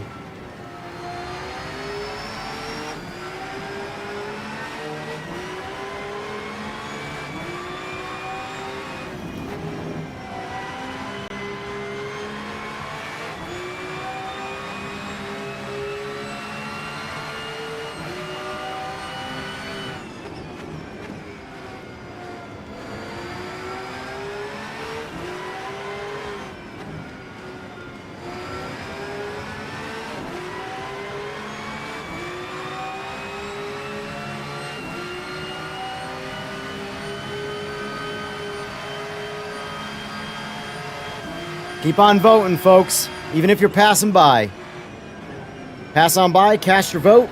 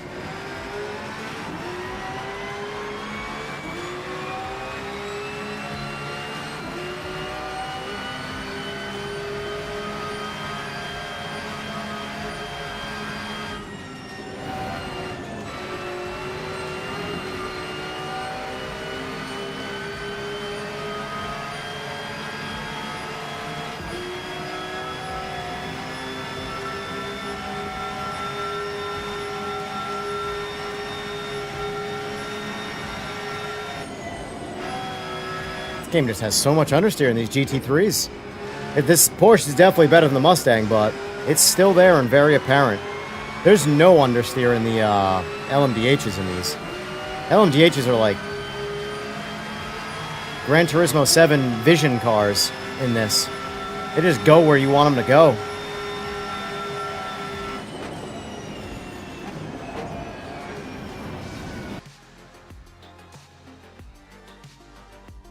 No, that is not. I'll show you. Art. Oh. Multiplayer. Custom contests. Nothing.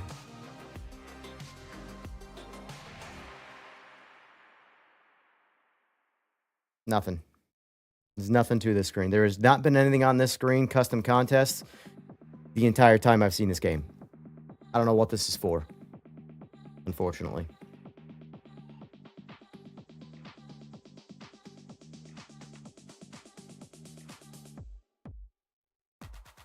Yeah, I don't think anybody. I think it's something that's meant to have a future that's just not there yet. Maybe it's something that they do their own thing with. Special events, maybe. No idea, but there's been nothing to it, so. Oh, PMR's dropping. We got some votes for AMS2 and Race Room. Doesn't show me total votes, like I said, though. We got 67% PMR, 17 AMS2, 17 Race Room, so. All right, we're going to reduce this to a Chatty Cathy style stream. And then we're going to wrap it up. In the meantime, though, folks, keep on voting. Keep on voting.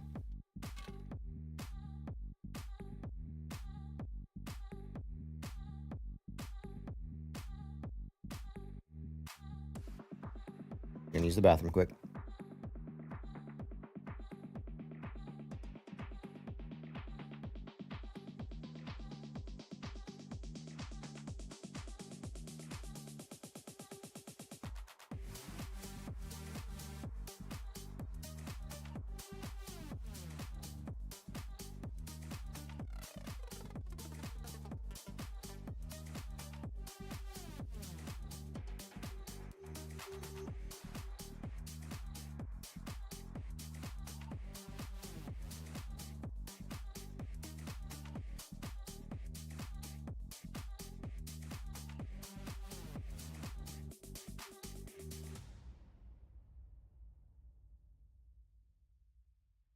Oh, we got another vote for AMS2.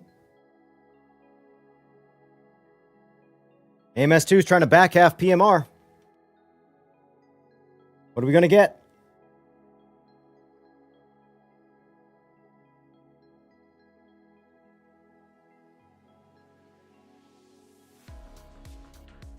I should probably do that every stream. Put up a poll. That's the first time I've ever done one.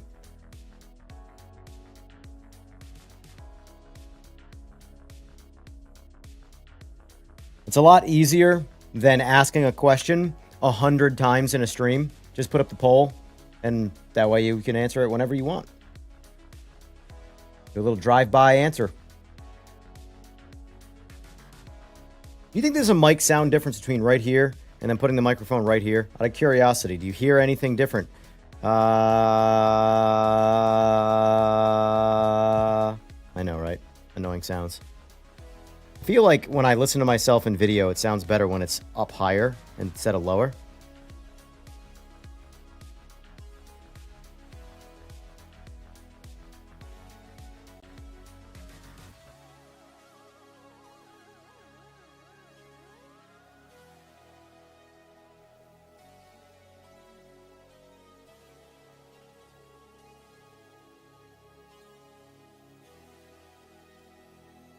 Yeah, I don't think there's any invite system of any kind. I truly don't know.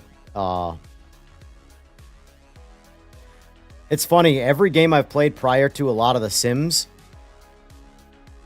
is like more of a you friend request someone on Steam or on PS5 or whatever the case. But in a lot of these Sims, you don't have that, you know? There's no in-game friend system.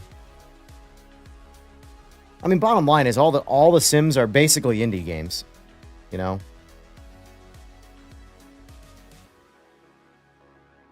Son of a bitch.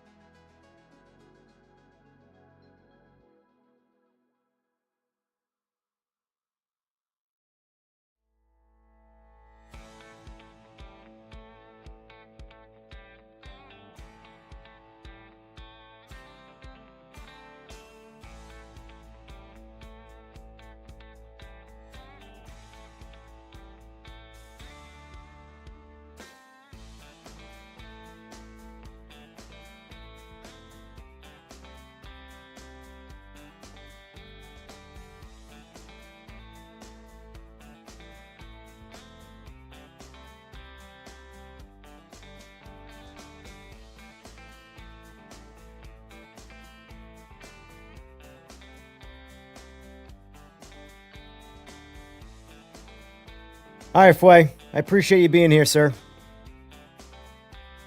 Yeah, I'm probably gonna wrap it up here. I'm just reading something. Anyway, folks. So it looks like I might figure out another way to put up polls, but for tonight, I'm gonna list it all PMR AMS2 race room in my thumbnail. Open it up to the public. We can switch around if we need to. We'll start typically with PMR, and if PMR becomes too problematic, we'll switch over to AMS2 or race room. And get some more lobbies going. I do want to get more time in AMS2. There is a part of me that misses AMS2 because it was my absolute favorite sim. And it honestly, it still kind of is, but PMR has definitely made me enjoy the driving in PMR more than AMS2. And that's hurt AMS2 for me. So that's where I really want PMR to be much more dialed in and good, because I don't want to say it'll be a replacement for AMS2, but you know, it'll be what I play for the most part. So anyway, folks, that's going to do it. We'll be back tonight at 8:30 p.m. Eastern Standard Time. It's our early night tonight. We'll be starting with PMR. We'll be open to switching it up. Like I said, we're gonna run PMR unless it's extremely problematic with crashes and things like that, and then we'll get back to, you know, whatever. But anyway, folks, thank you for being here. This was day one of the creator series of Rennsport. I'm going to be streaming it. I don't know if I'm going to do every day, honestly. We'll see. It doesn't leave me a whole lot of time, but either way, we'll think about it. But had a good time. Anyway, tonight, 8:30 p.m., you've got 6 hours, and I'll be back. So enjoy the rest of your day, and I'll see you on PMR tonight.